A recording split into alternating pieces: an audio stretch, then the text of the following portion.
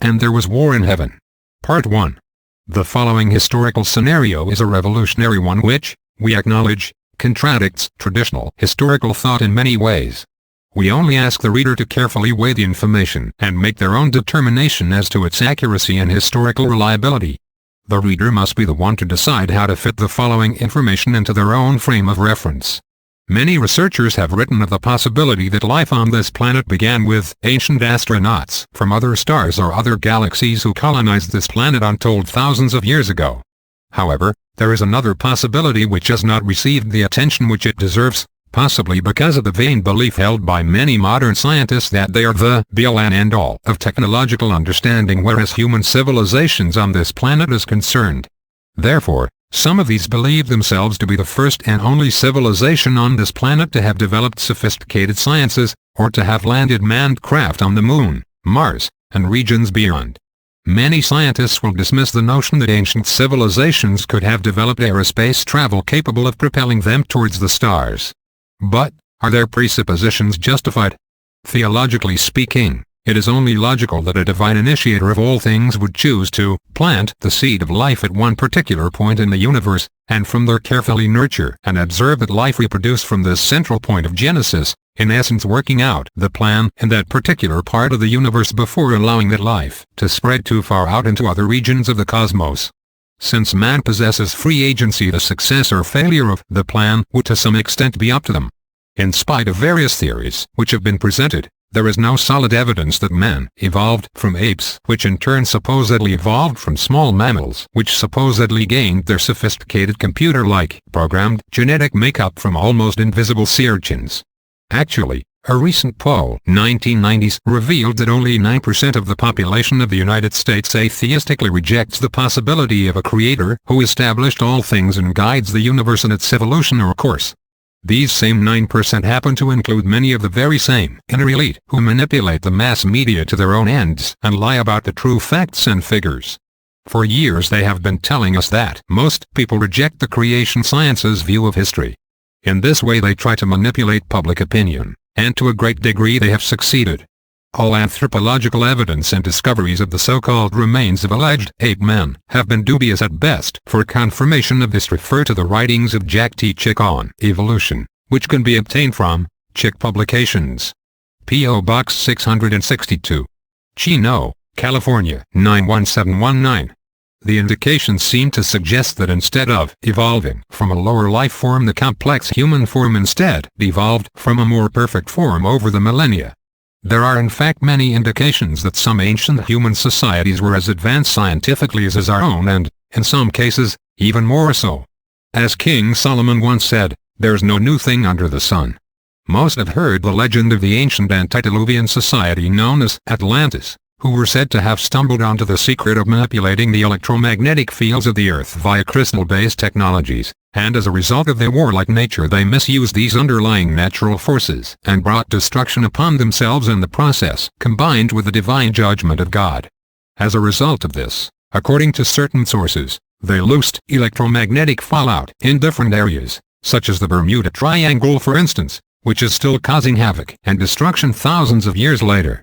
These legends of an ancient cataclysm coincide with biblical references to the Great Deluge which devastated the earth, probably as a result of megatons of underlying global water strata which suddenly burst through the surface of the earth after being brought to incredible pressures by an expanding, overheated mantle. When all the fountains of the great deep were broken up, Genesis ch. 7, v.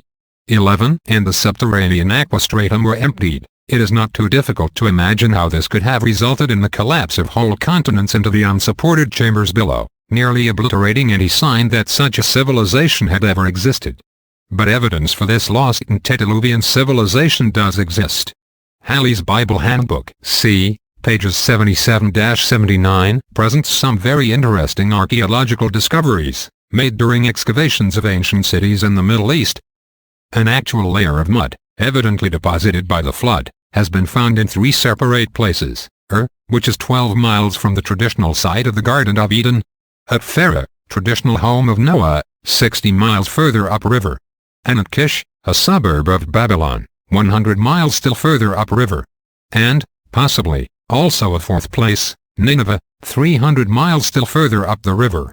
At Ur, City of Abraham, the joint expedition of the University Museum of Pennsylvania and the British Museum, under the leadership of Dr. C. L. Woolley, found in 1929 near the bottom of the Ur Mounds, underneath several strata of human occupation, a great bed of solid water laid clay 8 feet thick without admixture of human relic, with yet the ruins of another city buried beneath it. Dr. Woolley said that 8 feet of sediment implied a very great depth and a long period of water, that it could not have been put there by any ordinary overflow of the rivers, but only by such vast inundation as the biblical flood. The civilization underneath the flood layer was so different from that above it that it indicated to Dr. Woolley a sudden and terrific break in the continuity of history. See, Woolley's Ur of the Chaldees. The Field Museum Oxford University Joint Expedition, under the direction of Dr. Stephen Landon, found in 1828-29 a bed of clean water laid clay, in the lower strata of the ruins of Kish, 5 feet thick, indicating a flood of vast proportions. It contained no objects of any kind. Underneath it the relics represented an entirely different type of culture. Among the relics found was a 4-wheeled chariot, the wheels made of wood and copper nails, with the skeletons of the animals that drew it. See, Field Museum Oxford University Expedition to Kish, by Henry Field, Leaflet 28. Thera Shirupok, Sikura, home of the Babylonian Noah, about halfway between Babylon and Ur. Once on the Euphrates, now 40 miles to the east, a low-lying group of mounds, beaten by the sands of the desert. Excavated in 1931, by Dr. Eric Schmidt, of the University Museum of Pennsylvania. He found the remains of 3 cities, the top one, contemporaneous with the Third Ur dynasty, the middle city, early Sumerian, and the bottom city, pre-flood. Ancient artifacts discovered embedded in solid rock, as well as artifacts found on the ocean floor, give evidence to the fact that our ancient ancestors were far more intelligent in the scientific realm than we give them credit for. Yvonneau, in his book UFOs and Extraterrestrials in History, Fernie Publishers, Geneva, Switzerland, 1978, describes one such artifact. In 1900, sponge divers near Antikythera, Greece, found rusty fragments of a metallic apparatus on the seafloor. Scientists at first thought that they were remnants of an astrolabe dating from 65 before Christ. In 1959, the English scientist, Sola Price, made a discovery which astounded the professional world when he published it in the Natural History Review of March 1962. It appears that this object is really a computer which can determine and describe the movements of the sun, of the moon, and probably of the planets. This modern expert felt extremely humble and could only pay homage to the high science of our ancestors, although the homage was tinged with fear. "It is quite frightening," he wrote in Scientific American, June, 1959, "to learn that, shortly before their great civilization crumbled, the ancient Greeks had come as close as this to our time, not only in terms of their thinking, but also in their scientific technology. There are many indications that the pre-Diluvians utilized extensive subterranean recesses for various purposes such as mining, military defense, religious ceremonies, and even as permanent abodes. According to some indications, their technology was so advanced that at one point they developed a method of detecting vast underground cavities and also the ability to connect these artificially through some thermos excavation process. Perhaps this would explain the strange artifact which was described in Peter Colosimo's book Timeless Earth, Garnstone Press, London, 1973. The account concerns an ancient artificial shaft, apparently constructed by a forgotten race, which was discovered in the Azerbaijan region of southwest Russia. The shaft was perfectly circular, and smooth as if the walls had been fused by some process into a hard, glass-like substance around its circumference. The most amazing thing about the shaft was that its walls seemed to give off a faint greenish phosphorescent glow. The shaft was allegedly explored and found to lead to an immense system of tunnels, which led in the general direction of the Caucasus mountain range, where it was later discovered that the system opened out at several points among the craggy mountain peaks. We must assume that much of what was discovered in subsequent explorations has been kept secret. There are several indications that in post-Diluvian times many of these subterranean recesses were later rediscovered by humans as well as by alien sauroid predatory beings as well, that is the saurian greys and other mutations of the serpent race. Both groups begin to study and attempt to unlock the secrets of the ancient mechanisms left by the antediluvians, which still existed in these long-abandoned subchambers. Since the antediluvians could not have anticipated the devastating cataclysm which overtook them, most of them perished. including those in the underground installations. The tunnels and caverns which were not shattered by the Earth's convulsions or filled with poisonous subterranean gases, were apparently flooded out. It was only after hundreds of years underwater that many of these apparently became enterable once again. In future files, we will include several documented accounts suggesting that the antediluvian subterranean connection does exist, and that the ancients chose to explore inner space as a first priority before attempting extraterrestrial travel. It appears that the cataclysm came upon them just as they were attempting to set their sights on the stars. Within the first millennia after the deluge, surviving human and alien reptilian beings reproduced and repopulated the planet. During this period of time both groups attempted to utilize the ancient technologies discovered in the subterranean recesses to their own advantage. Many subsurface colonies, both human and saurian, were established, and conflict apparently continued on both sides. Horrible battles between the humans and their ancient reptilian adversaries were fought in the bowels of the earth. Corrupted accounts of these conflicts made their way to the surface in the form of stories of alleged battles between the Turos and Duros, and other legends of underground conflicts, such as humans fighting dragon-like creatures in underground lairs, etc. The overt attacks carried out by the Saurians in the subterranean world, not to be confused with Hades, which is a series of huge cavities near the center of the earth, extremely hot, and void of air, water or any other life-sustaining substance, could not work against those in the open surface realm, who held the upper ground to some extent over the reptilians. Many humans however were abducted from the surface.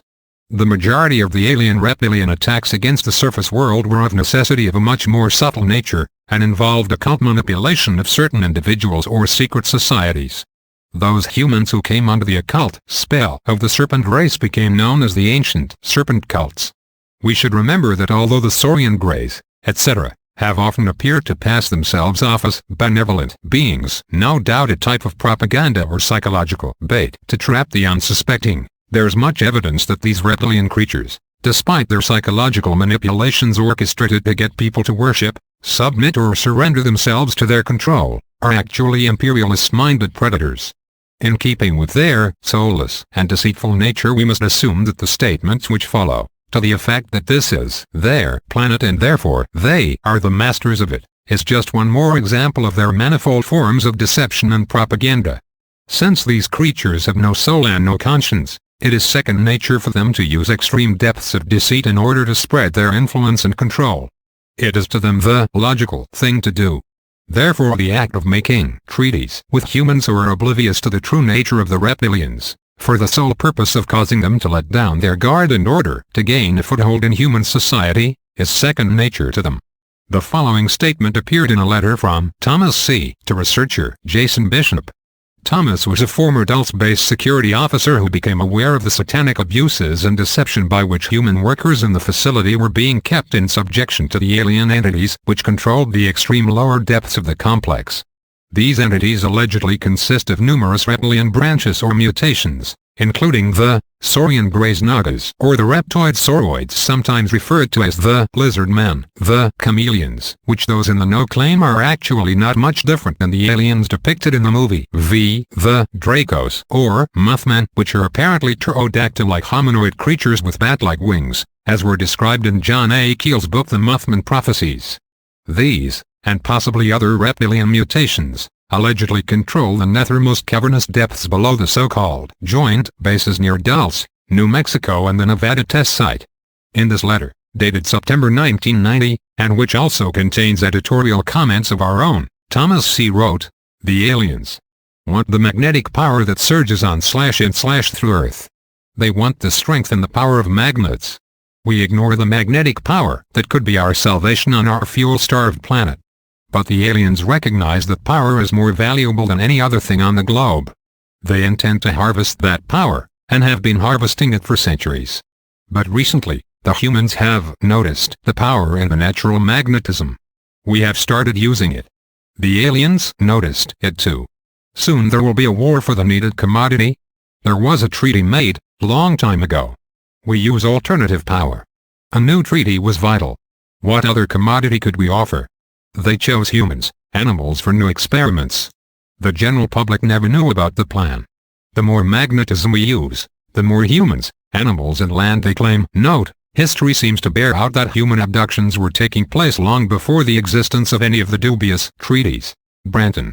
We decided to modify the treaty and asked for high-tech knowledge. We got it, but soon discovered the aliens are not trustworthy. Note, John Lear claims that a massive tunnel-based network was constructed below the Nevada military complex with the help of the aliens, who immediately upon completion of the project turned around and took absolute control of many of the tunnels and bargained for technology. Branton. They? Thomas C. continued, are smarter than any human. We are in big trouble. They are the original owners of Terra, so they would lead Thomas and others to believe, Branton, and we are the squatters. It's time for us to pray. The first wave of warriors is here.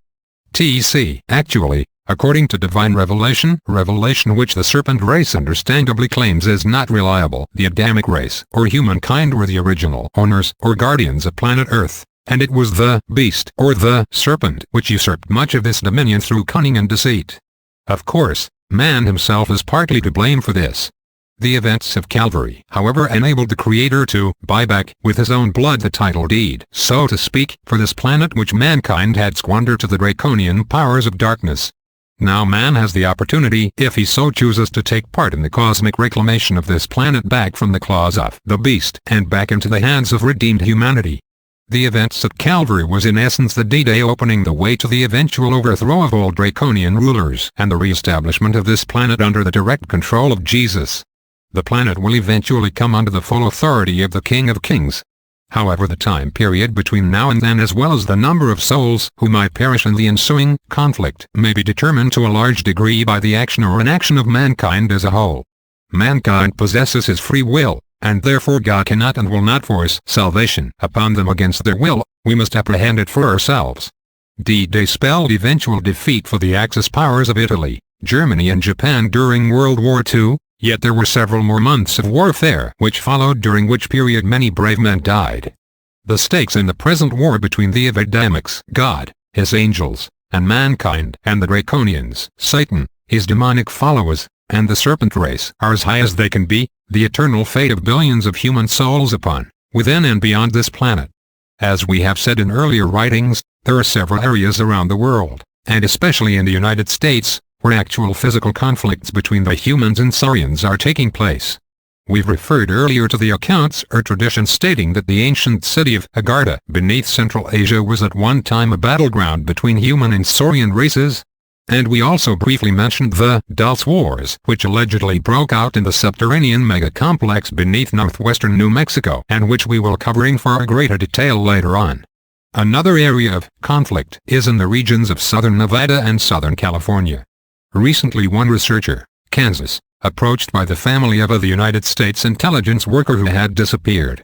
They were concerned and frightened as they had discovered, in the personal locker of his, several papers describing intimate details of activities surrounding the Dulce, New Mexico and Nevada, S4, etc. underground installations. Among this large stack of papers, others of which we will quote from later on, was hidden the following letter, which was stamped secret. The letter, copies of which were apparently also in the hands of a few other researchers as well, stated the following: Dear John, I am writing to you in the event that I do not return. There is a triangle surrounding the Nevada test site. There are in fact two of them. Each one frontiers on the other. One is the electromagnetic triangle, installed by MJ-12. This is a shield to protect the benevolence, very human-looking, from the EBs, that is so-called extraterrestrial biological entities, or Greys, Branton, while they help us develop our counterattacks/defenses. The other is the EBs trap, keeping the benevolence in the redoubt. At each corner of the triangle you will find BLM stations, and they are the transmitters of the shield. Facing each one of these is an EB transmitter. There are many of these standoffs throughout the world. It is important that you do not interfere by attempting to destroy one of their surrounds. They would be able to double up somewhere else and overthrow that position. Once that link is overthrown, our support team would fail. Their overextension is deliberate on our part. We are like the Chinese, we can't out-technology them, but we can outnumber them. Especially since they can't breed here and it is too far for them to go back home without our help. Many of our triangles are ruses to keep them overextended. They can't get out of our solar system because our electromagnetic field is the wrong frequency for their propulsion system to work efficiently. This explains why the EBs cannot commit more vehicles to our solar system. Note, the humans at the Nevada test site may, in fact, be victims of subtle reptilian propaganda and intimidation. For instance, this source apparently believes that all the Saurian Greys or EBs come from extraterrestrial worlds. However, as we've shown, there is much evidence that Saurian activity exists within deep subterranean cavities throughout the Earth, and has so for many centuries. This is a fact that the Saurians have tried to hide from humankind, both terrestrial and extraterrestrial. Also, there are accounts suggesting that the Sauroids, Greys, etc. are in fact breeding profusely via deep subterranean polyembryony tanks, etc., below Dawson elsewhere, and are not as overextended as they might have us believe. However, on the other hand, the fear the humans have of attacking their positions might possibly be propaganda intended to keep humans from taking offensive action, believing they are keeping the Greys, etc. at bay, when in fact the reptilians are attacking offensively human society on other hidden fronts via mass abductions, deception, implantations, psychic manipulation, recruitment of fifth-column humans, and infiltration. We personally do not believe in standoffs. In war there is no neutrality. One is either attacking, in various ways, or being attacked, in various ways which those on the defensive might not even be aware of. Branton. The letter continued. The headquarters of this particular surround is Deep Springs, California. At this location one can find a school for communist homosexuals who have defected to the EBs in exchange for a cure for AIDS and a promise to their own little world, including reproduction via cloning and artificial wombs. Their sperm fertilize eggs taken from abductees. You will not likely see the hybrids hidden inside the mountain, unless you have starlit binoculars. Some Homo sapiens appearing malevolence mercenaries are also there. 9 Soviets were there at the same time Soviets were at the NTS. They were there in the hopes of talking them into defecting back to our side. We are still hopeful. The collaborators use the cover organization Natural Resources Defense Council, with front offices in New York and 1350 New York Avenue, NW, Suite 300, Washington, D.C. 20005, tel. 202-783-7800.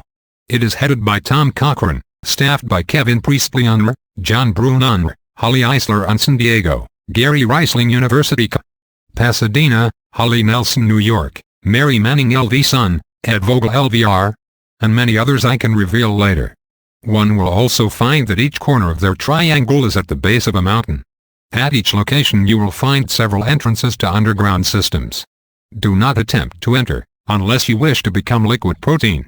You may however harass the EBs 2 other corners by placing a large magnet on the vaults. Placing a magnet on the other 2 entrances at each location will not affect anything.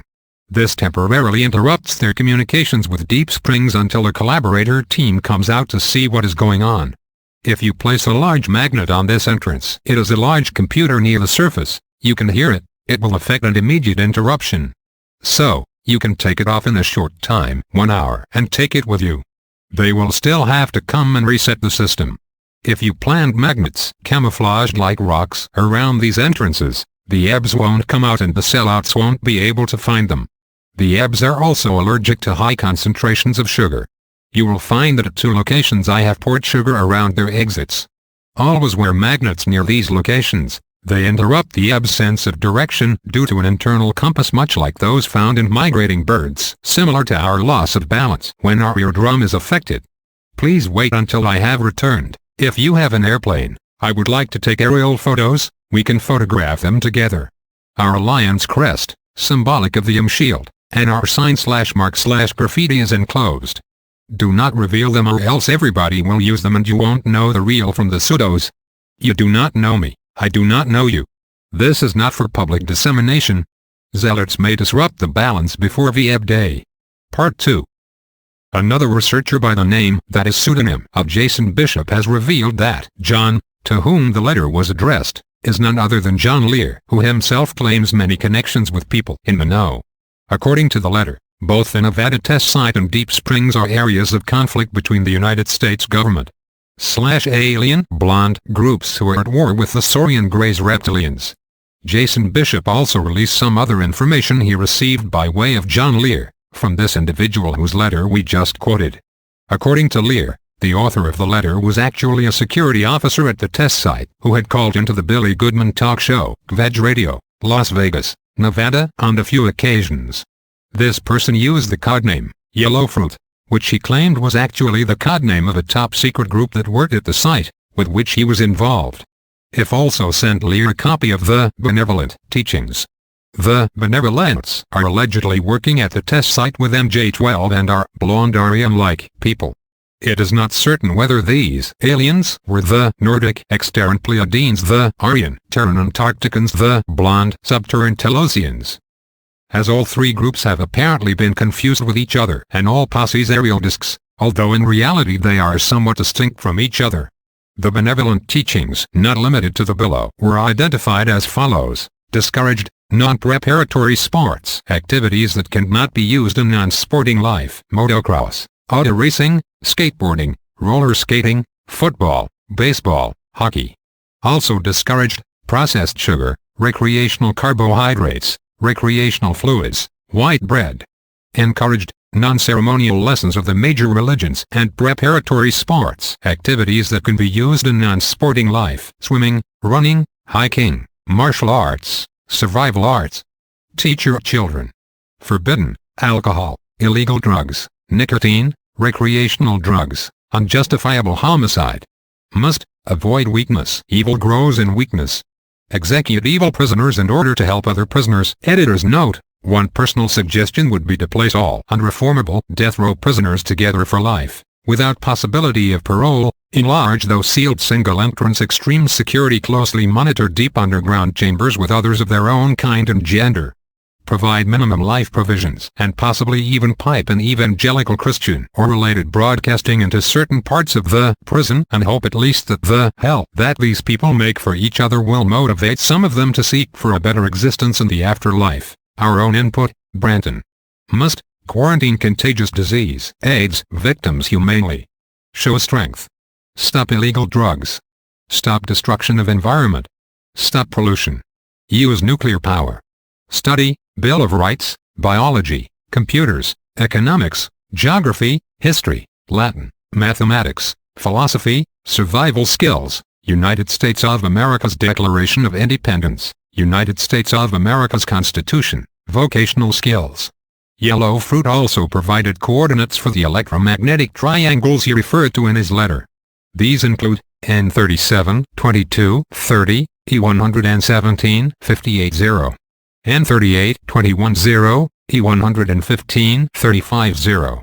N35, 39-0, E114, 51-0.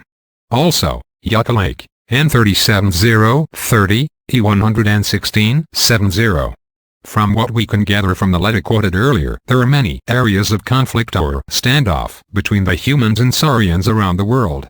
Those who realize that the conflict exists, such as the intergovernment, have failed to warn the general population of the problem, possibly out of fear. However, as we have seen, the documentation proving that such a conflict between the human and serpent races has existed since ancient times is surfacing en masse. We must realize, however, that due to the likelihood of the existence of recovered antediluvian technologies, as well as the apparent existence of hidden human and reptilian communities within the Earth, which have utilized and added to such technologies since ancient times, the possibility exists that this war began on the surface of the Earth, spread to the caverns, and was later propelled out into interplanetary and interstellar space. From the depths of the Earth, both races, as these technologies developed, apparently rushed to take control of as much territory as possible before the other side had a chance to. The humans, motivated mostly by their desire to expand their civilizations for the good of their overall societies, and the reptilians, motivated largely through imperialistic tendencies including the desire to establish godlike control over all creation without regard for universal law, etc. However, we must be reminded that man is partially to blame for opening the gates for these intelligent yet corrupt and infernal creatures to come in and invade our societies, as well as their parasitical and cancerous infestation of the heavens.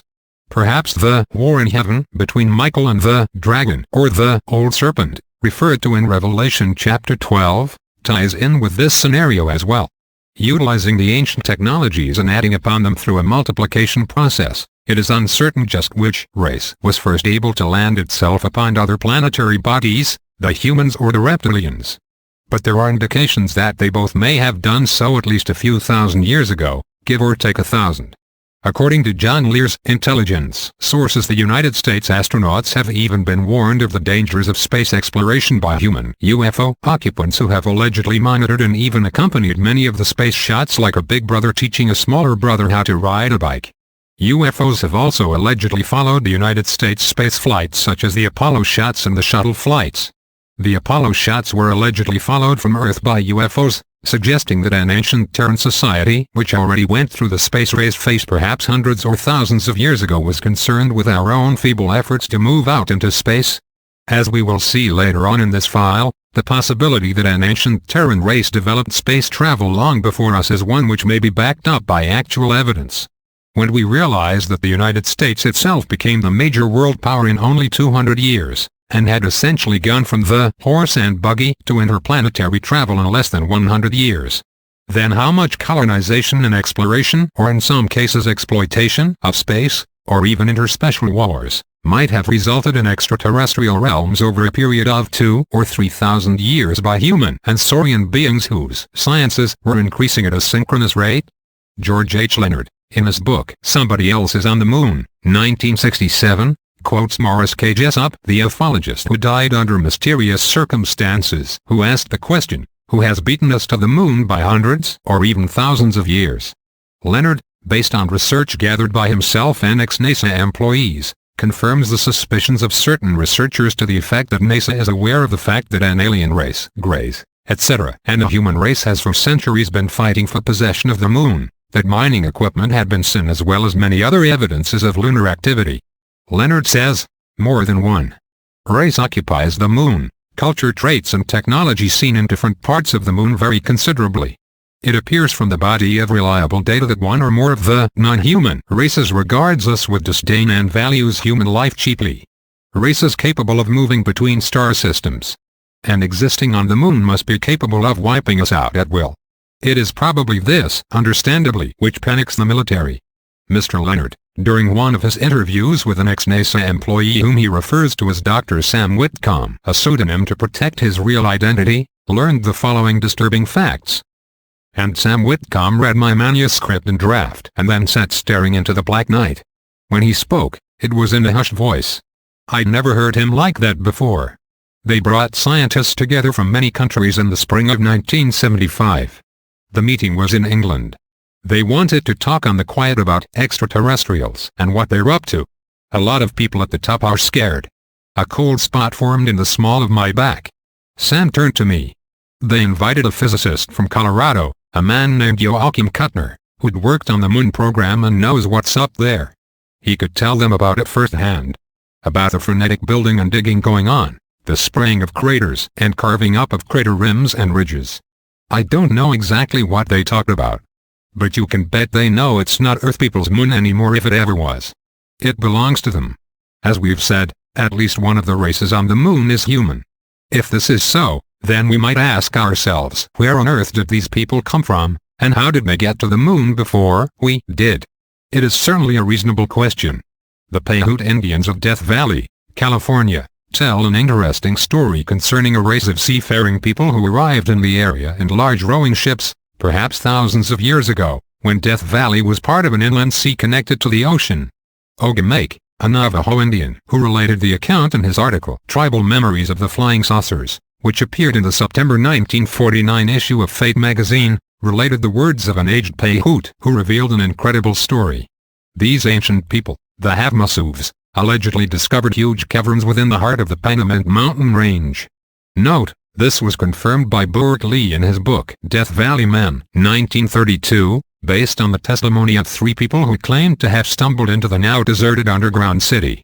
Both accounts speak of a former lake within Death Valley, Paiute legends of humans dwelling in deep caverns beneath the Death Valley area, a now abandoned underground city within the Panamints themselves, abandoned when still deeper and larger cavern systems were discovered, and of large tunnel-like quays or ancient boat docks above the ancient shoreline on the east slope of the Panamints, which led into the ancient city.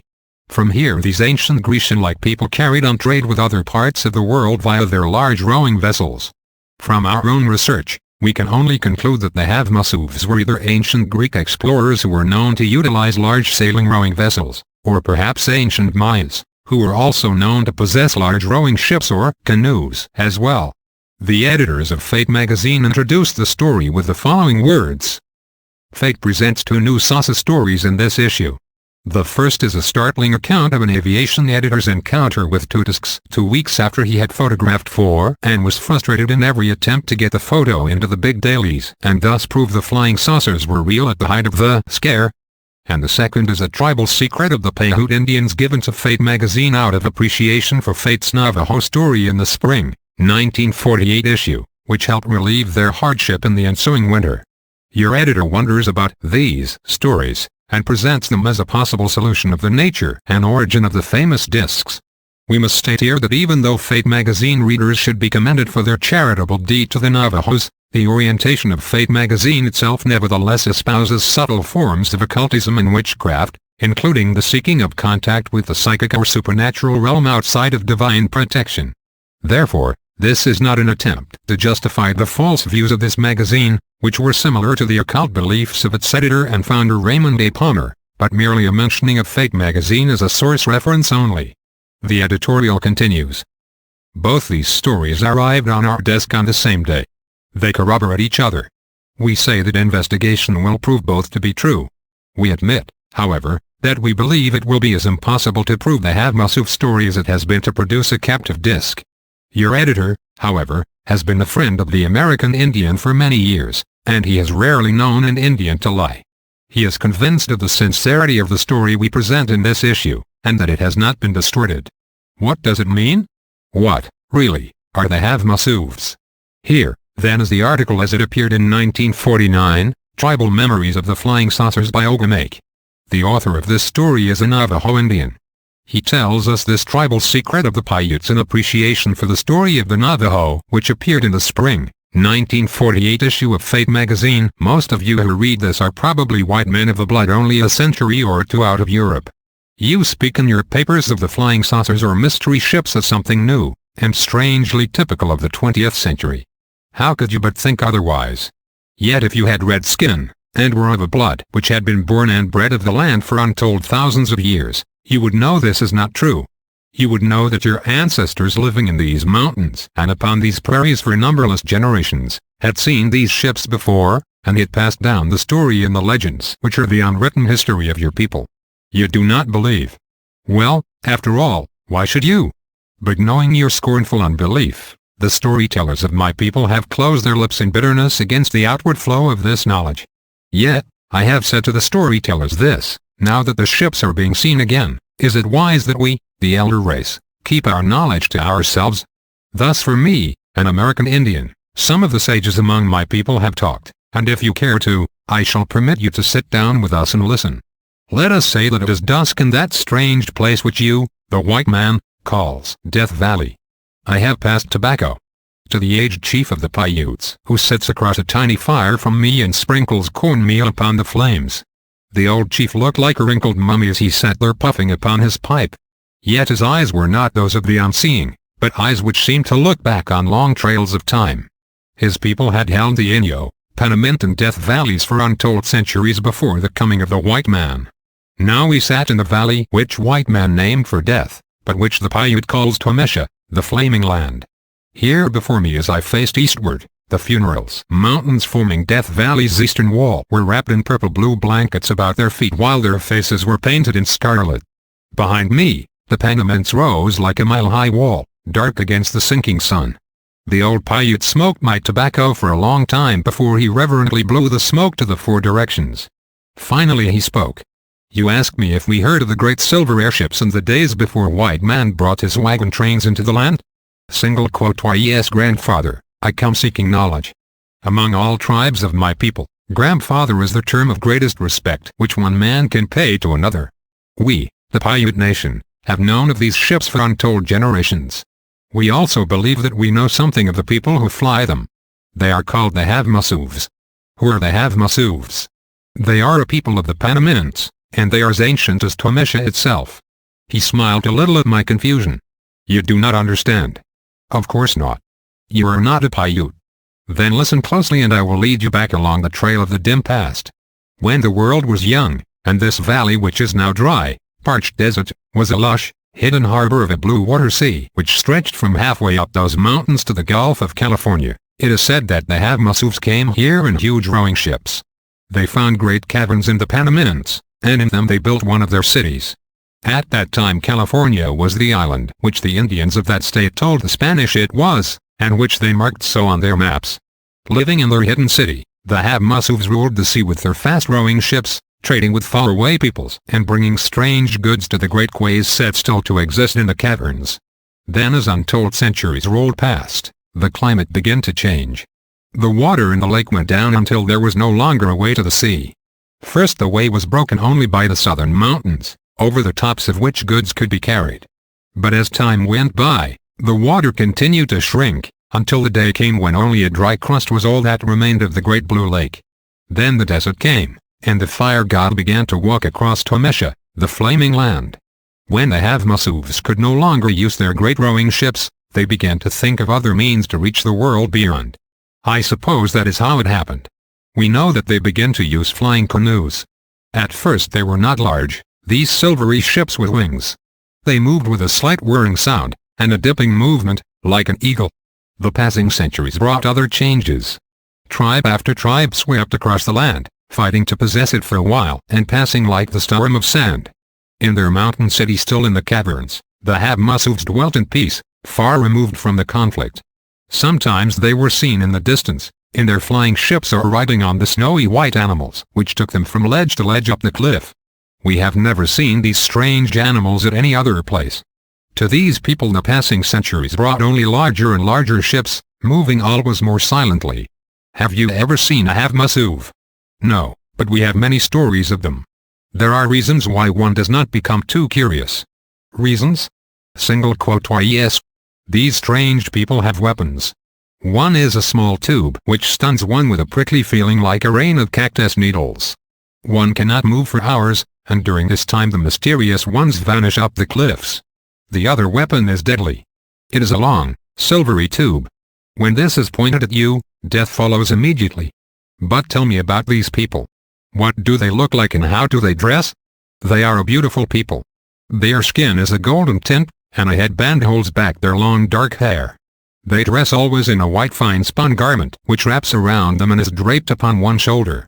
Pale sandals are worn upon their feet. His voice trailed away in a puff of smoke. The purple shadows rising up the walls of the funeral splashed like the waves of the ghost lake. The old man seemed to have fallen into a sort of trance, but I had one more question. Has any Paiute ever spoken to a Havamasuv, or were the Paiutes here when the great rowing ships first appeared? For some moments I wondered if he had heard me. Yet as is our custom, I waited patiently for the answer. Again he went through the ritual of the smoke breathing to the four directions, and then his soft voice continued, single quote why yes. Once in the not-so-distant past, but yet many generations before the coming of the Spanish, a Paiute chief lost his bride by sudden death. In his great and overwhelming grief, he thought of the Havamasuvs and their long tube of death. He wished to join her, so he bid farewell to his sorrowing people and set off to find the Havamasuvs. None appeared until the chief began to climb the almost unscalable Panamints. Then one of the men in white appeared suddenly before him with the long tube, and motioned him back. The chief made signs that he wished to die, and came on. The man in white made a long singing whistle and other Havamasuvs appeared. They spoke together in a strange tongue and then regarded the chief thoughtfully. Finally they made signs to him making him understand that they would take him with them. Many weeks after his people had mourned him for dead, the Paiute chief came back to his camp. He had been in the giant underground valley of the Havamasuvs, he said, where white lights which burn night and day and never go out, or need any fuel, lit an ancient city of marble beauty. There he learned the language and the history of the mysterious people, giving them in turn the language and legends of the Paiutes. He said that he would have liked to remain there forever in the peace and beauty of their life, but they bade him return and use his new knowledge for his people. I could not help but ask the inevitable. Do you believe this story of the chief? His eyes studied the wisps of smoke for some minutes before he answered. I do not know. When a man is lost in Tomesha, and the fire god is walking across the salt crust, Strange dreams like clouds fog through his mind. No man can breathe the hot breath of the fire god and long remain sane. Of course, the Paiutes have thought of this. No people knows the moods of Tomesha better than they. You asked me to tell you the legend of the flying ships. I have told you what the young men of the tribe do not know, for they no longer listen to the stories of the past. Now you ask me if I believe. I answer this. Turn around. Look behind you at that wall of the Panamints. How many giant caverns could open there, being hidden by the lights and shadows of the rocks? How many could open outward or inward and never be seen behind the arrow-like pinnacles before them? How many ships could swoop down like an eagle from the beyond, on summer nights when the fires of the furnace sands have closed away the valley from the eyes of the white men? How many Havmasuvs could live in their eternal peace away from the noise of white man's guns in their unscalable stronghold?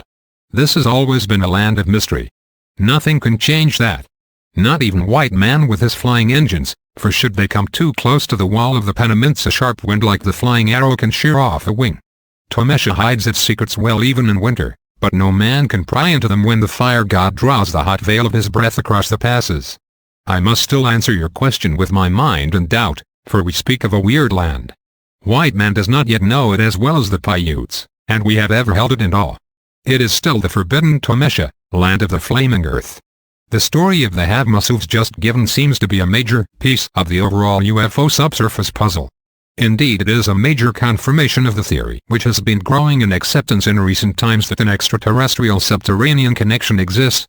Many of the early UFO contactees of the 1950s and single-quote 60s in fact, describing their own alleged encounters with benevolent human-like beings, had their experiences not far from the Panamint Range, particularly within the Mojave Desert. Is it any coincidence that many other accounts concerning spacefaring subterranean human societies exist within the same state of California, especially around Mount Shasta? The very name of the subterranean city allegedly lying a mile or so below Mount Shasta, Telos, the Greek word for uttermost, seems to be a confirmation as well, if in fact the Havmasuvs were an ancient Greek colony. This would also be true with the many other Telosian-connected societies allegedly existing below the surface of North America, beneath the Tetons, the Wasatch Range, within the mountains surrounding Prescott, Arizona and elsewhere. We already know that the ancient Greeks were a very intellectual society, and that artifacts such as the Antikythera computer suggest this as well. There are other corroborative accounts taken from ancient Hindu scripts, which we will quote shortly, which state that the ancient Greeks had actually developed flying ships thousands of years ago. Is it possible that the Havmasuvs, which we suspect to be a Neo-Grecian race because of their dress in marble-like cities, would have taken the next logical step after developing aerial travel, that is, attempt to land one or more of their kind on the moon, eventually upon Mars, and possibly even later upon a planet in a nearby star system? The United States, as we've said, made incredible advances in this area in a period of less than 100 years, thanks to the phenomenon known as the technological curve, that is, that a synchronous effort on the part of many contributing factors eventually leads to a multiplying explosion in technology. If America landed a man on the moon only 70 years after the Wright brothers opened the skies to aerial travel, then can we expect anything less from the Havmasuvs or others like them? For instance, technology in our society is becoming 1,000s of times more sophisticated every year. Is it possible that the ancient Greeks or a similar ancient society had a technology explosion thousands of years ago? If so, then it might have been possible for them to establish bases or colonies on the moon, Mars, and perhaps beyond. One contactee, incidentally, has stated that a large spaceport exists in the network of caverns deep below present-day Death Valley. And there was war in heaven Part 3. In reference to this we will quote from a synopsis of the experiences of a Brazilian contactee, Jefferson Souza, as it appeared in a catalog put out by the UFO Library. 11684 Ventura Boulevard number 708. Studio City, California, 91604. Many of the individuals referred to in the catalog, which offers taped interviews or lectures of these individuals, are either contactees who have had friendly encounters with the so-called Nordic human-like beings who pilot many of the alien craft, or who have been abductees who have been manipulated by the more nefarious gray cerebroid entities. Quoting from their description of Mr. Souza's experiences, reaction to the first sighting of a UFO is unpredictable. Jeff Souza had his first contact in 1979 when he was only 13. The memory of it was tucked away in the recesses of his mind. 20 alien contacts during the next 10 years never fully restored the image. But those years were filled with excitement that would result in one of the most inspirational stories of alien contact ever recorded. The young Brazilian was possessed of intelligence and intuition. He studied and managed to complete one semester of medical school before giving up his formal education. In contact with two races of extraterrestrials, Jeff has met them in Brazil, Argentina and the United States. But where they occurred is unimportant when compared to the depth and scope of what he learned. The gentle Vegans and the businesslike Umits taught Souza more than he could ever imagine about technology and life on all planets. He was transported aboard a spaceship by light and gravity rays, Branton, and taken to other planets and other parts of the world. On one such trip he suffered an unusual reaction. All his hair fell out. His watch broke at every contact. Jeff Souza has been questioned by experts in the field of alien contact. He has been clinically regressed through hypnotism to the time of his first contact, but the answers came only in Portuguese. At that age, Jeff could not speak English. The details he has learned are awe-inspiring. Answers to questions about time, space, matter, energy, life and spirituality easily rolled from his tongue. All prompted by the alien contacts of his past and present. His interview and the recorded details of his many physical contacts provide hitherto unknown information about several alien races, including the mysterious and threatening Greys. From Jeff Souza we learn about the 7 races: human and Dorasauroid. Branton, the alien name for Earth, a subterranean space station in Death Valley, and if AIDS might be cured by aliens. There's a final precaution from his contacts: we must all learn the lessons given to Jeff Souza because we are destroying our planet, and if we don't change, not even the friendly aliens will be able to save us. We see here then a definite connection between the Death Valley subterranea inhabited by the Neo-Grecian Havmasuvs and the human societies Ain, Vega, and Umo, which as we shall later see are, according to other contactees, tied in with other human colonies or civilizations in Tau Ceti, Epsilon Eridani, the Pleiades and elsewhere. Also, do the benevolent humans aliens allegedly working at the Nevada test site have any connection with the Havmasuvs? Were the human-occupied bases on Luna as seen by NASA officials, according to George H. Leonard and others, actually installations placed there by the Havmasuvs or another society tied in with them? These are questions we intend to answer in this and future files. As we've indicated, there are numerous accounts that an ancient race who utilize high technology now resides in the bowels of Mount Shasta in the Cascade Range of Northern California. According to researcher William F. Hamilton, who claims to have met representatives of this society and whose account we will quote in much greater detail in a later file, the inhabitants of the subterranean city under Mount Shasta are usually tall, blue-eyed blondes who number in excess of over 1.5 million in their large 5-leveled underground city. Mount Shasta has been a major site for UFO contacts. Also Indian legends, as well as stories of strange people being seen on its slopes, abound there. These accounts are so well known that many of the travel guides to the mountain mention the legends of the ancient people who are said to dwell within this ancient volcanic peak. Aside from the apparent Greek connection with the underground city allegedly existing beneath Mount Shasta, Mr. Hamilton also alleges that some of the Telosians claim to be descended from the Quetzals and Nagamayas. This seems to indicate a possible Mesoamerican connection or origin of some of the inhabitants of Shasta. However, James Churchward, who authored several books describing the history of an alleged sunken island continent which he believed existed within the Indian Ocean and which went by the name of Mu, has indicated that the Nagamayas were a human tribe tied in with ancient India. Whether the Telosians are descended from ancient Mayapan, India or Greece is not clear.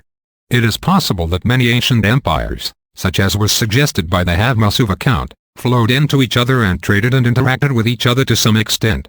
Another ancient society which might have played a role in the subterranean Guatemalan or Californian societies were the Egyptians. Zacharias Sitchin, author of many books, states that some Mayas may originally have came from Egypt, which might be the case when we realize the apparent similarities between the Egyptians and Mayas as they can be seen in the Mayan and Egyptian pyramids, and so on. Whether the Mayas were originally descended from the Egyptians or ancient Indians, there's much evidence that the Mayas were a highly scientific society nonetheless, who were well advanced in medicine, astronomy and mathematics. In fact, Charles Berlitz, author of many books on the Bermuda Triangle, refers to the account of a Colorado art historian by the name of Jose Argales. Argalas claimed to have met an old Mayan sage who told him that his people, the Mayas, still exist as a civilization went underground. Brenton, and that they have in the last millennia succeeded in navigating at least 7 nearby planetary systems through advanced spotfaring technologies. In relation to this, a man by the name of Morris Daryl, also of Colorado, a state which is or was believed to be the home of an advanced subterranean human race, runs an organization called the Brotherhood of the White Temple. Daryl claims to have visited a few of the ancient underground cities and alleges that several members of his organization are Guatemalan Indians of Mayan descent who have told him their own knowledge of subterranean cities inhabited by both good and evil reptilian beings. Now back to the subject of the Havamasuvs and the mysterious Death Valley region. In 1961, Search magazine published a letter in its October issue, pages 76-81, from Eugene A. Statler of, at the time, North Street, Jackson, Missouri. Excerpts from this letter are given here. Dear Mr. Palmer, a few days ago I wrote you a letter in which I brought to your attention an item which was placed by you in the classified advertisement section of the December 1959 issue of Search magazine. In this ad, you requested any information as to the whereabouts of L. Taylor Hanson, who had disappeared 12 years prior to that issue, and he was quoted as saying that he had discovered a black, polished shaft leading down into the earth near Death Valley. You will remember that I mentioned that it was strange to have the poem, The Curse of Tippecanoe, listed as written by Hanson if the author had been missing for 14 years. Well, my face is really red. While looking over some of the newest Search and Flying Saucer magazines, I found that no less than 5 articles in the past 3 issues of your magazines have been written by Mr. Hanson. Therefore, I can safely assume that Mr. Hanson is not missing. Please accept my apologies for my rash statements. I'll try to be a little more comprehensive in my investigations the next time I try to make an earth-shaking announcement. However, my one suggestion still stands. Why not inform everyone, if you have not already done so, as to the whole story behind Hanson's disappearance and his discovery? What was his polished, black shaft? Ray Palmer's editorial reply to Statler's letter was as follows. It is true that we searched for Mr. Hanson for all those years, and when we found him, he had this cryptic remark to make concerning his whereabouts: it would be best just to drop the subject. However, we do have Mr. Hanson back doing articles for us, and not only that, but we have 1 book manuscript in production, 1 on Atlantis, and 1 on Lemuria. We feel sure that these will be quite sensational, and it may be they will answer a lot of unanswered questions concerning Mr. Hanson and his mysterious 12-year silence. As we have seen by the Havmasuvan related accounts, hidden technological societies descended from ancient Greeks or other ancient societies very well may have established aerospace travel several hundred, if not a few thousand, years ago. Assuming this, once aerial travel was accomplished by ancient races such as those described by Auger Make, William Hamilton and others, space travel would be the next logical step. There are indications that the Havmasuvs may not have been the first group of human Terrans to discover free energy, electromagnetic propulsion, and they certainly have not been the last. The problem is, when a segment of the human race, a scientific cabal for instance, stumbles upon the secret of electromagnetic propulsion or even atomic, mercury, ion or tachyon energy drives, they have a propensity to seclude themselves from mainstream humanity. This is usually done, according to various accounts, out of fear that their technologies would be stolen and used for destructive purposes. Usually man has a suspicious outlook toward his fellow man, understandably, and this has apparently led many such subterranean societies to develop their technologies in secret. Some hidden societies such as the Mibor Men in Black have been especially defensive of intrusion and have used a type of psychological terrorism in order to keep their secrets hidden from those on the surface. This defensiveness and paranoia might be explained by their own guiltiness, which stems from their ancient associations with the serpent races, and the subsequent mental control which the reptilians have established throughout the Mib society. Many of the Mib, however, are prisoners of environmental influence and cannot be condemned for being born into such a society. There is no telling how many times such a scenario of a society discovering the utilization of electromagnetic energy and subsequently disconnecting themselves from mainstream society has run its course throughout the millennia. Ivno, in his book UFOs and Extraterrestrials in History, records actual accounts of ancient metallurgy factories, as well as documented evidence that the ancients were very familiar with atomic sciences. He states that The manufacture of metal objects, a very advanced form of metallurgy, would be necessary in the construction of machines or aerospace craft. Branton presupposes the existence of appropriate factories. In spite of the fact that the modern mind draws back from this conclusion, we are forced to accept the evidence. Dr. Kuryun Magarchian brought to light a foundry where the ancients worked copper, lead, zinc, manganese, steel, etc. Scientists who were doubtful of the existence of blast furnaces now have material proof. 25 of these constructions have been discovered, but it is calculated that there must have been at least 200. These ancient scientists, as we've indicated, also seem to have made persistent efforts to hide their knowledge from irresponsible persons, although some of this ancient knowledge apparently did fall into the wrong hands, if certain accounts of ancient nuclear explosions are to be believed. Evenou reveals, we again encounter traces of the antique atomic sciences in India. The Brahmin treatises Vaisesika, the sacred book Yoga Vasishta, all speak of the structure of matter. There are vast worlds within the voids of each atom, as diversified as dust in the rays of sunlight. Being wiser than we are, and aware of the danger that atomic force represented, the ancients divulged none of the secrets of that science to the profane, in order that the atom would not be used for destructive ends. It would be the greatest of sins, a Chinese wrote, 1,000 years or more ago, to disclose the secret of our art to soldiers. Antique people knew about the atom, but were they capable of producing an atomic explosion?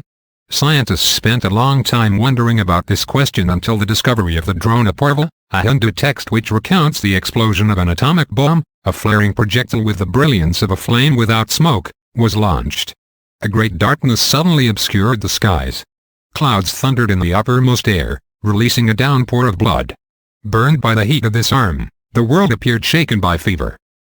The physicist, Frederick Soddy, asks, in these old tales, can we see some justification of the belief that prior representatives of a forgotten race of men not only achieved the level of knowledge that we have so recently attained, but even a power that we do not yet have?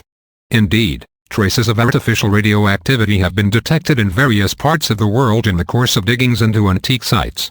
In India, a skeleton was exhumed which revealed a powerful intensity of radioactivity.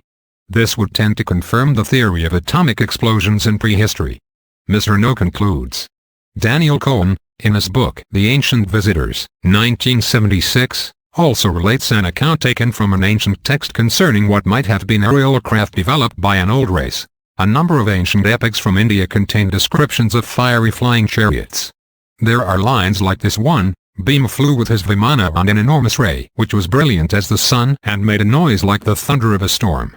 Evenou related still other accounts suggesting that ancient Terrans did in fact attempt space travel. Successfully, a Chinese on the moon 4,300 years before the Russians and the Americans, the ancient people, making use of their astronomical knowledge, may have been able to launch out into the exploration of space.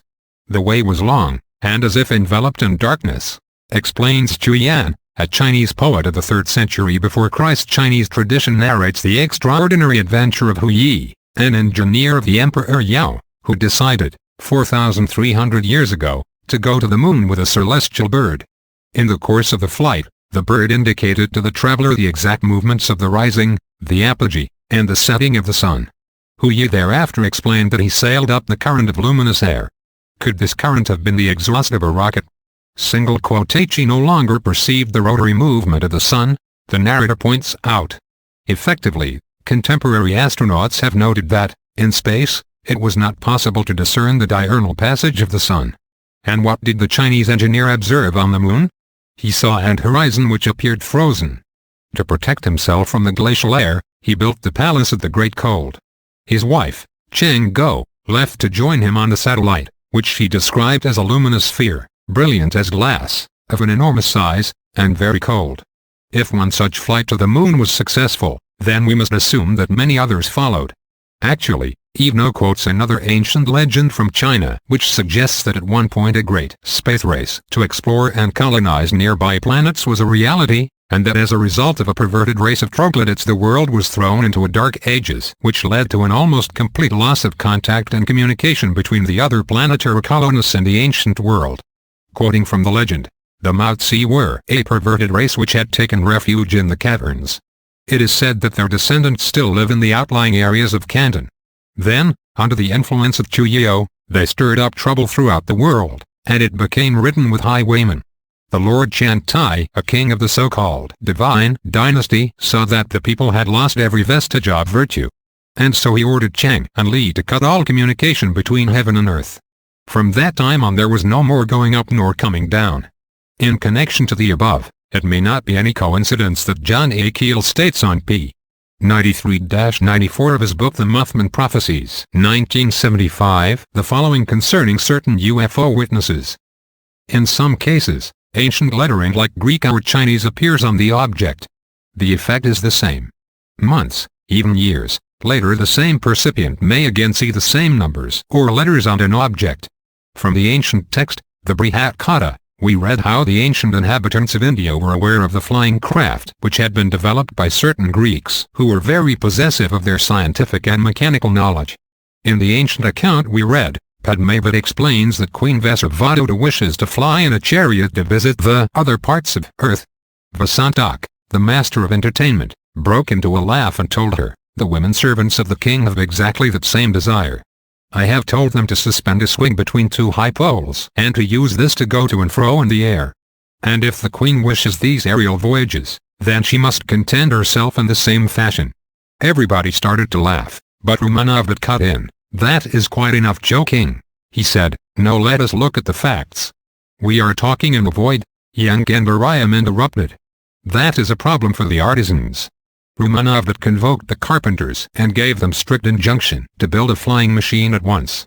The corps of artisans joined together and after a long period of shuffling about and an effort to avoid the whole problem, they finally sent their delegators, trembling in fear, to find Rumanavdat. We know of 4 sorts of machines, they told him, those made of water, those made of air, those made of dust, and those composed of a great many pieces. But as far as flying machines are concerned, we have never even seen one. The Yavanas, Greeks, are the ones who know about them. Then a Brahmin spoke of a carpenter, Pukrasaka, whom the king had told the existence of a certain Vigvita, who was mounted upon a mechanical cock. The foreign ambassadors whispered, we should never reveal the secret of the flying machines to anyone whomsoever, be he artisan or other. It is too difficult to understand for one who is not Greek. All of a sudden, a stranger, a Greek, appeared. He called upon Rumanavdat to supply him with necessary material, and he built a flying chariot in the form of Garuda, the eagle with a human body, the steed of Vishnu. It was ornamented with flowers. The queen and her husband flew around the world and then returned to their city. This ancient account, as we can see, indicates that the ancient East Indians and ancient Greeks were allies and were working together in the development of aerial craft. Could this explain the apparent involvement of Neo-Grecian, and possibly East Indian and Mayan societies in connection with the human civilizations living in the various cavern systems beneath California? There are other indications besides those that we've just mentioned which suggest that the ancient Greeks were very steeped in the intellectual sciences and used this knowledge to explore the unknown regions. It is possible that before the Grecian Empire crumbled, certain members of that society continued to carry on their own version of their civilization in remote outposts beneath or beyond the earth. According to Judeo-Christian history and prophecy, Book of Daniel, 4 world empires would run their course before the Messiah himself finally reigned as king of an incorruptible kingdom. The first was the Babylonian Empire, second was the Medo-Persian Empire, followed by the Grecian Empire which would subdue the face of the whole earth. See Daniel 8, 5-1. The last empire would be the largest, cruelest and most oppressive, the Roman Empire. It would rise and rule the nations, and then fall in a sense although still retain considerable control over the religious world. Revelation ch. 17-18 and then revive into a single ten-horned empire ruled by a counterfeit Messiah. The idea that the Grecian Empire went about on the face of the whole earth might be significant if we consider that the Havmasuvs, for instance, were connected with ancient Grecia. As for the highly intellectual nature of the Greeks, this was confirmed by the Apostle Paul, who alleged that during his visit to Athens, Greece, the Athenians and strangers which were there spent their time in nothing else, but either to tell, or to hear some new thing. Acts 17:21. Actually, when we consider the possibility that an ancient Grecian-like race developed aerospace travel thousands of years ago and compare this with modern accounts of human aphonauts, there are indications that a connection between the two may be found. One very interesting account, which seems to indicate that high-tech human societies on and within the Earth did in fact colonize other planetary bodies thousands of years ago, appeared in Search magazine. The article, titled "Brace Yourselves," was written by an ex-NASA employee who identified himself only as the Doc, whose account appeared in the winter 1988-89 issue of that magazine.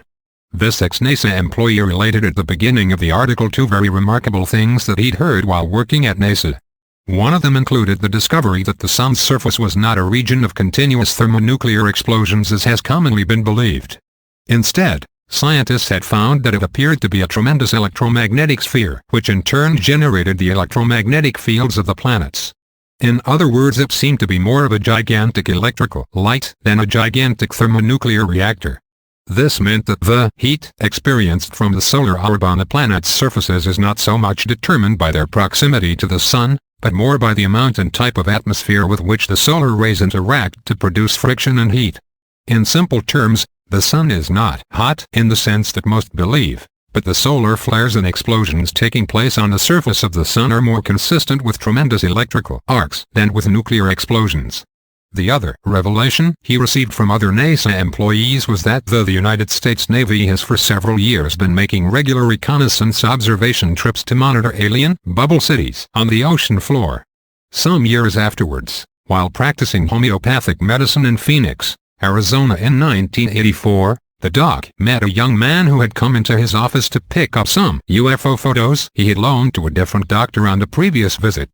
The ex-NASA employee struck up a conversation with the young man. Following is an excerpt from the conversation which ensued between the young man and the Doc during that visit. The young man said, after talking to the Doc about the photos, "So, do you know anything about UFOs?" "Only what I've read since the 1950s and hear tell by others who have had encounters." "How about yourself?" "Well, there are such craft now in our atmosphere with bases underground and underwater. One group is very advanced and can take you anywhere in the universe." Should Einstein be upset to hear that? I thought about it for a while. There is a whole science concerning traveling above the speed of light. These people are so advanced that most of the world is not ready to understand or appreciate their values and their scientific attainment. Well, no matter how advanced their technology, spiritually they have the same plight as we. We are all spiritual brothers and sisters and must solve the mystery of returning to our source. He looked at me penetratingly and continued. When I was 8 years old and playing with a friend out in a field, a craft came down, landed not far from us, and a man and woman came out and walked up to us, smiling and calling us by name. They seemed to know all about me, what school I was going to, what subjects I liked best, and they told me that they would every so many years return and visit with me. They also said that they wanted me to do well in school. Did they return? I asked, smiling, half in disbelief. Yes, surprisingly, they did. About 5 years later. I was about 13 or 14. They told me that I was one of them and I was put on this planet to help them someday in the future. Incredible. I played along with this. You haven't heard the best part. I was 19 and was driving one night up through a wooded area in Connecticut, and suddenly this saucer swooped down over my car. I almost drove off the highway. I was so shocked. It paced me, staying just above the car, and this voice came over my car radio speakers, but my radio wasn't even on. This voice knew my name and asked a number of times, "Dave," pseudonym, "when will you return home? You have been gone so long." I was really shaken up by this, and then they somehow lifted my car off the highway and took me over a hill and brought me back down on the same highway, without my tires even squealing. They finally said that they would return again someday. I stopped at the first public phone and phoned my parents in Vermont. When my mother answered, I was so shaken and anxious over the possibility of my parents having not told me the truth, I didn't bother to tell her what had happened on the highway. "Mom, who am I?" Dave, you're my son." "Mother, who am I really? How did I get into this world?" "Son, you got into this world just like other boys. I delivered you in a hospital." "Mom, I don't believe it. Over and over I have been visited by people on starships who, somehow, know me. They say I am supposed to help them someday. Their ship just came down over my car, they called me by name and toyed with me about when I would come home to them someday. And then they picked up my car off the highway and gave me quite a shocker of a ride. I'm different, aren't I? I want to hear the truth." There was a long silence at the other end of the phone. All right. We were going to tell you someday, as you have continued to mention these kind of things. Your father and I found you and your sister one evening as we were walking out behind the cabin like we did every evening after dinner. We found you and your sister wrapped in a blanket nestled between some boulders up on the hillside. We couldn't believe what we saw. You both were dressed in shiny one-piece suits. You were about a year old. We asked around and could not find anyone that might know your parents. We figured that you had been abandoned, but we both had the strongest impulse to take care of you both until someone came into town and asked about you. I was now shaking my head. And have you continued to be visited by your friends? Yes. More frequently, like a calendar. Where are they from? He had me going now. Are you familiar with the Seven Sisters constellation? I don't think so. It's also called the Pleiades constellation. Why are they, you hear? They won't interfere for the most part with the social problems and destiny of the Earth. It's a policy of theirs. I was standing up now looking sad. I'm sorry to hear that. The doc then gave him a checkup since the young man had originally come in for back problems. After he had informed the doctor that his back no longer bothered him, he told the doc that he had to rush to catch a flight to Switzerland, and left the clinic. As I was turning into my office, the doc continued. One of the chiropractic physicians called as he was walking towards me down the hall carrying an X-ray. Look at this X-ray. This guy is really different. I looked at it. 2 extracervical vertebrae. Also abnormally low vital signs, blood pressure, pulse. Not sure about the placement of the organs either. I looked at the helpless expression on my associate's face. Friend of yours? His associate asked the guy that just left to catch a flight to Switzerland. I found myself looking down an empty hallway, far off into the distance. In his book, Light Years, 1987, Gary Kinder reveals that the Swiss contactee, Billy Meyer, was told by the star travelers he allegedly encountered that they were from the Pleiades, some 430 light-years from Earth. However, the Pleiades are a relatively young system of stars which are unlikely to have developed life of their own and, in fact, the Pleiadians claim that they are not native to that part of the galaxy. The Pleiadians claim to have terraformed certain planets in that sector to support life, and that their actual place of origin is much closer to Earth, in the Lyra systems, some 30 or so light-years from our solar system. In other words, they migrated outwards from the general direction of the Earth. Part 4. The Pleiadians, according to Meyer, look remarkably, almost exactly, like us, although many of them are allegedly Nordic appearing, some with blonde hair and others with darker shades. They number only a little more than 500 million on their terraformed planet of Era, in the Taygeta system of the Pleiades.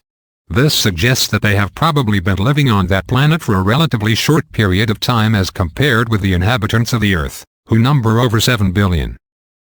They also claim to have horses, cows, rabbits, fish, and other Terran life forms roaming about on their planet. This strongly suggests that the ancestor age of the Lyran Pleiadians and those on Earth are intimately linked via ancient civilization, and in fact Meyer was told that their ancient lineage does in fact converge with that of Earth's ancient inhabitants. When we consider that the Pleiadians originally came from Lyra, which is much closer to planet Earth, and consider the remarkable similarities between Terran and Lyran Pleiadian life, then one might wonder if Lyra itself might have been originally colonized by ancient explorers such as the Havmasuvs, or by other civilizations such as the Mayas, Greeks, Chinese or East Indians, who according to many sources all possessed aerial and or interplanetary exploratory craft a few thousand years ago. There is incidentally another group of extraterrestrials who have made themselves known to various contactees and who claim to be tied in with the Pleiadians in ancient Earth, suggesting an even greater possibility that these as well as the Pleiadians had their genesis originally on ancient Earth thousands of years ago. Could planet Earth be the original seed from which all sentient life in the universe proceeded? We present this possibility not because of any egotistical desire to place planet Earth above any other world, but simply because it seems to be the one explanation which fits with all of the facts as we perceive them. This other spacefaring group who are allegedly tied in with the Pleiadians claim to come from the Tau Ceti and Epsilon Eridanus star systems, which are two of the nearest Sol-type systems in this sector of the galaxy. According to Meyer, a great interplanetary battle and mass human exodus took place ages ago within the Lyran system, and as a result a large percent of the human inhabitants were forced to evacuate their planet within that system after many of their ancestors were apparently killed in the war. Meyer was not told, to our knowledge, just who the attackers were, but another contactee claims that the attackers in the Lyran Wars were none other than the interstellar parasites known to us as the Greys. Some who have been abducted against their will by the Greys have even been shown holographic recordings of such an interplanetary war, as if the Greys in their Leviathan pride were parading their supposed invincibility to their frightened and confused abductees. As a result of this war, according to Meyer, a leader by the name of Plyari allegedly led a mass exodus of surviving refugees from the Lyran system in an effort to reach and colonize the Pleiades, the Hyades and Vega. Even today, as we've seen earlier, some contactees have allegedly encountered the modern-day Vegans, as well as the Pleiadians, as we have also seen in the account related by the Doc. Whether Tau Ceti was colonized as a result of this exodus, or whether it was an original link in the apparent colonization by ancient Earthians of the Lyran system, is uncertain.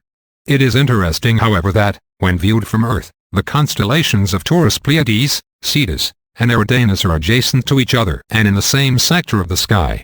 At this point in time, Meyer was told, the Pleiadians were part of a union of interstellar colonists and civilizations numbering over 127 billion humans. Are there any other accounts that might support the above scenario? In the spring 1991 issue of UFO Journal of Facts, Box 17206, Tucson, Arizona 85710, researcher Forrest Crawford gives a very remarkable description of a crash recovery of a disk which was reported by a former deep-level government employee who Crawford refers to only as Oscar. For reasons which should be obvious, Oscar's last name was not given.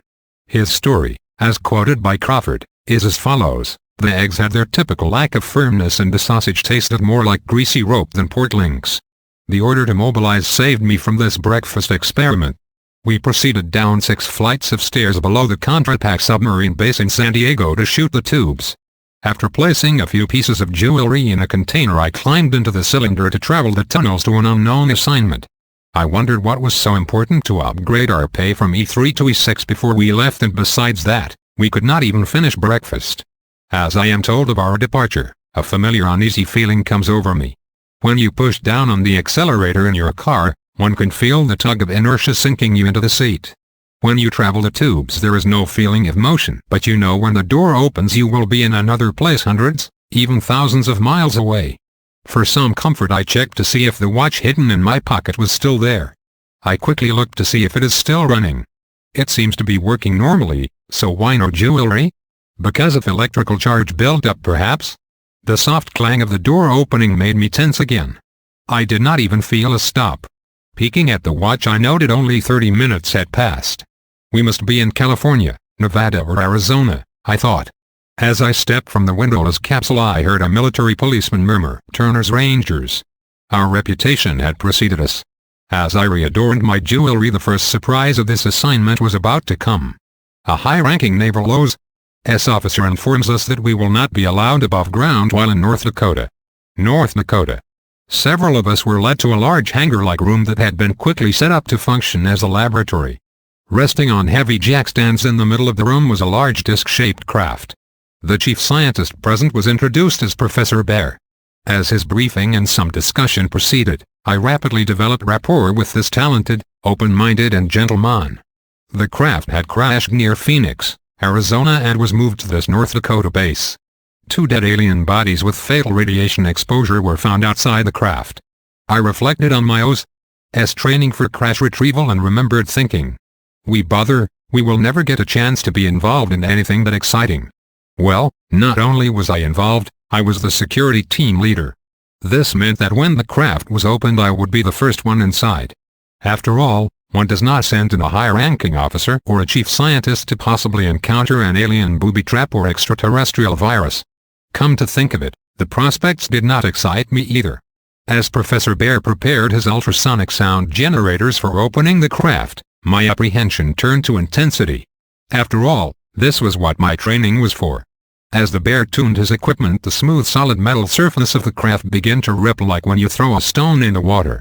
When the ripples seemed to gain harmonic stability, the now liquid middle parted in a circular iris-like fashion. As I stepped inside, I noticed a fresh pine scent and a strange smoothness to everything. The interior was rounded off and continued with no seams or rivets. It was as if the walls, floor and ceiling were formed out of one piece of metal. Even a table in the center of the craft looked as though it had been pushed up out of the floor. What appeared to be control panels had no knobs, switches or dials. There were strange symbols highlighting these futuristic yet simple consoles. The outside of the craft had no apparent damage, yet the interior showed some distortion, possibly from the crash. Next to one of the panels I could see something that would challenge my training and change my perceptions of reality forever. The craft was just another piece of hardware, but seated next to the panel was a human. Its gender was obviously male. Aside from his unusual dress, he could have walked past you at a grocery store and not command much attention. Upon noticing some injuries about his head, I instinctively and quickly moved toward him to help. His skin was a bronze color, reminiscent of Mediterranean or South American cultures. His hair was similarly brown and very short in a Roman or Crew-style cut. The only real difference in appearance from Earth humans were that his ears were slightly pointed. He reminded me of pictures of Quetzalcoatl, the deity of the ancient Toltecs. Note, this mythic being may have been either human or reptilian, depending on the source or on the different depictions of this legendary being. Branton. Single quote, he was conscious and in great pain. One leg was partially pinned by the shifting interior. I was examining cuts on his cheek and lip when I first touched him. An overwhelming feeling of compassion came over me as I heard his voice in my head. I could understand him clearly even though his mouth did not move. The communication was strictly telepathic. Note, that is, empathic. There is little evidence that actual mind-to-mind thought reading is a reality. Even if it were possible, the words formed in the mind of the human encountered by Oscar would most likely be in a language completely unfamiliar to him. Most people who experience this phenomena claim that thought words are not involved, but that so-called telepathy instead involves the empathic feelings or images behind these words. Emotions are the most common universal language between the various different human races, wherever they may be. Many experts claim that words make up only about 20% of the actual communication which passes between people. Sometimes body language, facial expressions, feelings, eye contact, and attitudes tell more about what a person is thinking than mere words can. This is because humans have a dual physical and spiritual nature. Just as an astronomer can determine the chemical makeup of a star by looking at its spectrograph, human beings are like lights in themselves who can to a large extent be interpreted by others who are sensitive to the feelings, expressions and word attitudes which they are projecting. For instance, emotions, sight, and even thoughts result from a combination of the physical and spiritual natures of human beings. Branton. I perceived his fear of being harmed and told him that I would not let anyone hurt him. Suddenly, a voice from the doorway refocused my attention on the duties at hand. I called back that we had a live one. The craft filled with gloved and masked medical personnel to help free the occupant. He was quickly carried outside and placed on a gurney. I remarked that he felt heavy for his size, and a few others that had assisted agreed. As the alien was whisked off for medical attention, Professor Bear examined the inside of the craft. He found what he thought was a star map depicting the constellation Eridanus and wondered if that might be where the alien was from. After a brief discussion concerning the nature of the communications, Bear asked me to accompany him to the medical lab. As we talked along the way, I referred to the alien being as Hank. The professor asked if that was the name the alien had given me. I explained that it was not and that I had chosen that nickname based on its Native American reference to a troubled spirit. The professor smiled and said, "Hank it is," and the name seemed to immediately stick. In the antiseptic, impersonal medical room, Hank's discomfort was compounded by his complete undressing. While still in great pain, he was examined from head to toe. No stone was left unturned, so to speak. They treated him as if he were a baby of some rare animal species being first born into captivity. It became evident that Hank could not communicate with everyone involved, so I was asked to be translator. I had no trouble understanding that the normal anesthetics we were administering had little or no effect. Suddenly, with Hank's discomfort still a concern, everyone's attention became divided between the being and a new person arriving on the scene. This new person was obviously important, yet seemed to make everyone uneasy. Even Hank recoiled in fear when he came close. He barked a few stern orders and several people, myself included, marched into a nearby conference room. The man introduced himself as Frank Drake and told us he was the head of the operation. The reports would henceforth be titled Project Ozma with an S. As the sound of his continued briefing faded into a daydream, I thought about how my regimented life had just jumped track and was now speeding off in a totally new direction. Forrest Crawford, commenting on the incident, states, "This extraordinary story, according to the witness, is not fiction. Oscar is a simple country person from rural Missouri where he lives with his wife, 3 children, and a menagerie of stray animals. His life is seemingly uncomplicated and unhurried. However, his eyes reflect a clarity indicative of inner knowledge and understanding. We first came to meet this man as the result of a lead from nuclear physicist and renowned ufologist, Stanton Friedman. At the Show Me UFO Conference 1989 single quote in St. Louis, Friedman asked Bruce Wideman, state director of Missouri Muffin, if he would attempt to locate a witness that called responding to the Unsolved Mysteries show on the Roswell crash. The person in question had possibly been involved in a crash retrieval while in the military. The tip had come from a former neighbor of Oscar's. Wideman of course agreed to follow up since Friedman felt that the witness did not have a phone. So with little else than a name, town, and rumor to go on, the search began. Wideman and Alex Horvat, public information officer for Missouri Muffin, arrived in the small town near St. Louis after dark. After questioning a girl at a local convenience mart, no further leads were found. Horvat suggested checking the local bar.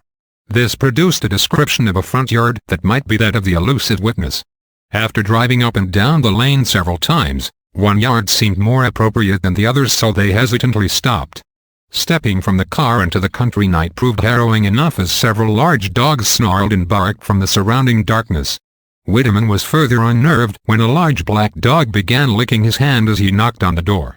Not knowing whether he was being greeted or tasted by the animal, Wideman was relieved to see someone answer. After a brief explanation of what our investigations were, an invitation to sit and talk came as a positive sign. The stranger said he did not know where Bill, the name given Friedman, was, but that he was his brother. After Wideman and Horvat explained their purpose and some of their feelings and ideas, he finally conceded that he was in fact the man they were looking for. He explained that his real name was Oscar and that the name Bill had been given so he would know where any inquiries were coming from. As Oscar told the story that began this article, it became obvious that, because of his military background, the name given was for his protection. The account unfolded further to reveal horrible injustices to Hank and to Oscar himself. At the direction of Drake, the team conducted medical experiments such as spinal taps, marrow sampling, taking organ specimens, and other exploratory surgery on Hank without anesthesia. Oscar had spent many hours over 3 months communicating with and growing close to the alien.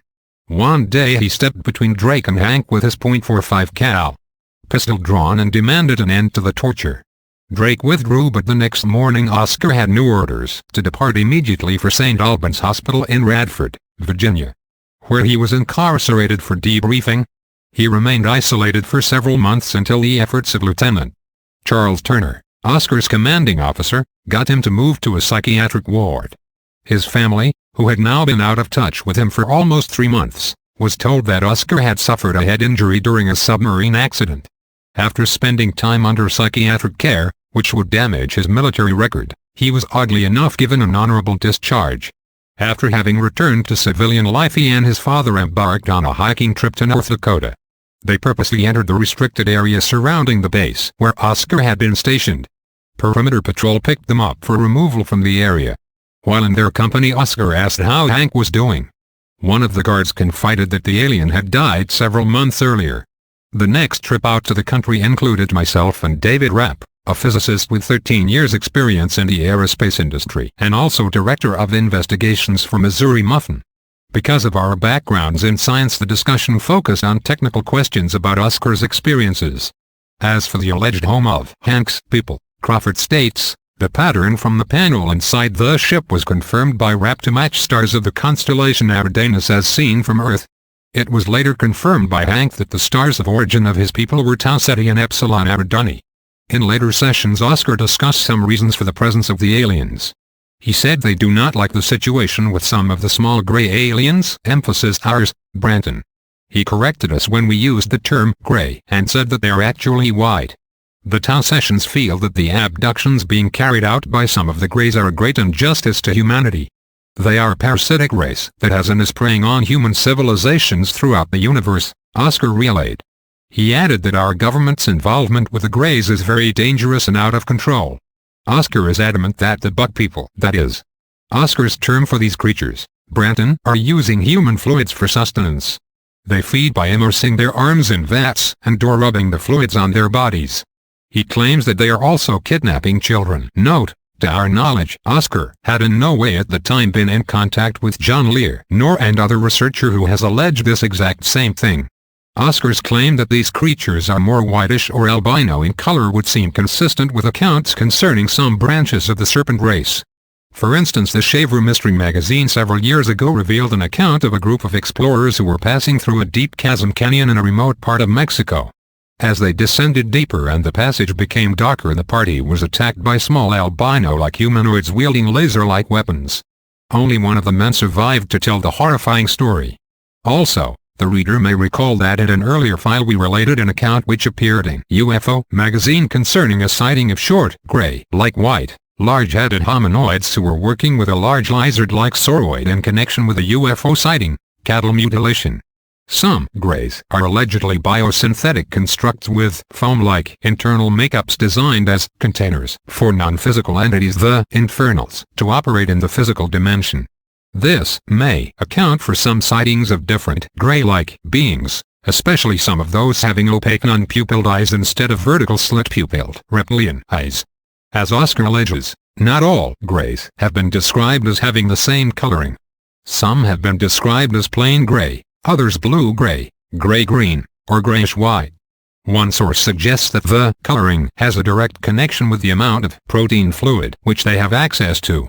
Also, Oscar's reference to the bug people may be based on the fact that the reptilian branch known as the Greys and others are often said to resemble praying mantis-like creatures in that their eyes are sometimes bug-like and protruding, and their long arms which often reach down below their knees often appear mantis-like when in their folded or opposed position, elbows pointed downwards and clawed hands positioned above. In fact, some of the early saurians such as the Tyrannosaurus rex kept their arms in such a position, elbows pointed down, although many of the modern sauroids possess arms which are now much longer. John Lear described the early beings recovered from crash disks as mantis-like and reptilian-skinned. The possibility of little children being abducted and used for their secretions and body organs is almost too horrible to contemplate. There may be other indications that such is the case, whether we choose to believe it or not. For instance, 1. Bill English, son of an Arizona state legislator and a former Green Beret commander who allegedly viewed the top-secret Grudge/Blue Book report No. 13, stated that this secret document contained eyewitness descriptions of children who had been abducted by Grey-type entities, one of them being abducted right in front of the parents, and never seen again. 2. We have related in an earlier file that children have also been abducted into subterranean recesses, many of which by all indications are also inhabited by the Greys or reptilians and never seen again. Take for instance the Maltese account concerning the Hypogeum of Halsaflini. The indications point to the fact that these children were intentionally abducted and did not merely become lost in the labyrinth. 3. John Lear, son of Learjet Corporation, founder William Lear, also claims based upon accounts given to him by several contacts of his in the intelligence community that there is evidence that a percentage of America's missing children have been taken by these creatures, suggesting that the Greys largely prey on the weak and defenseless among the human race. It is uncertain, however, what percentage of missing children is involved here. Lear also confirmed in his original public statement, which appeared over Paranit's Odyssey Online computer magazine, that the Greys have reportedly been seen by witnesses abducted to underground bases applying a greenish liquid to their bodies, which came from huge vats in which parts of human cadavers were allegedly being stirred. Several of these vats are allegedly located in the extreme deep reptilian-controlled lower levels of the Dulce, New Mexico underground complex, and others as well. This would confirm Oscar's claims to this effect. 4. Researcher William Cooper, who was also a chief petty officer and intelligence worker in the Pacific Naval Fleet, pointed out at the 1989 Muffin Conference in Las Vegas that over 3,000 children disappear without a trace yearly in one part of Manhattan alone. We might relate this to other obscure though evident indications that Manhattan literally sits atop vast underground caverns which have been confirmed by different sources. Cooper also claimed to have seen top-secret reports stating that sections of human bodies were found stored on disks retrieved from crash recoveries, and that the government was extremely disturbed by this aspect of the alien activity. 5. There are hundreds, if not thousands, of accounts of women who had been a few months along in a pregnancy, most often unexplained, only to find after a UFO abduction experience that their baby suddenly disappeared. These accounts are reality. It is very unlikely that hundreds or thousands of women would collectively use the same bizarre, identical excuse if they themselves aborted a child and did not wish others to think that they did so, especially when many of these women were the only ones who knew of the pregnancy.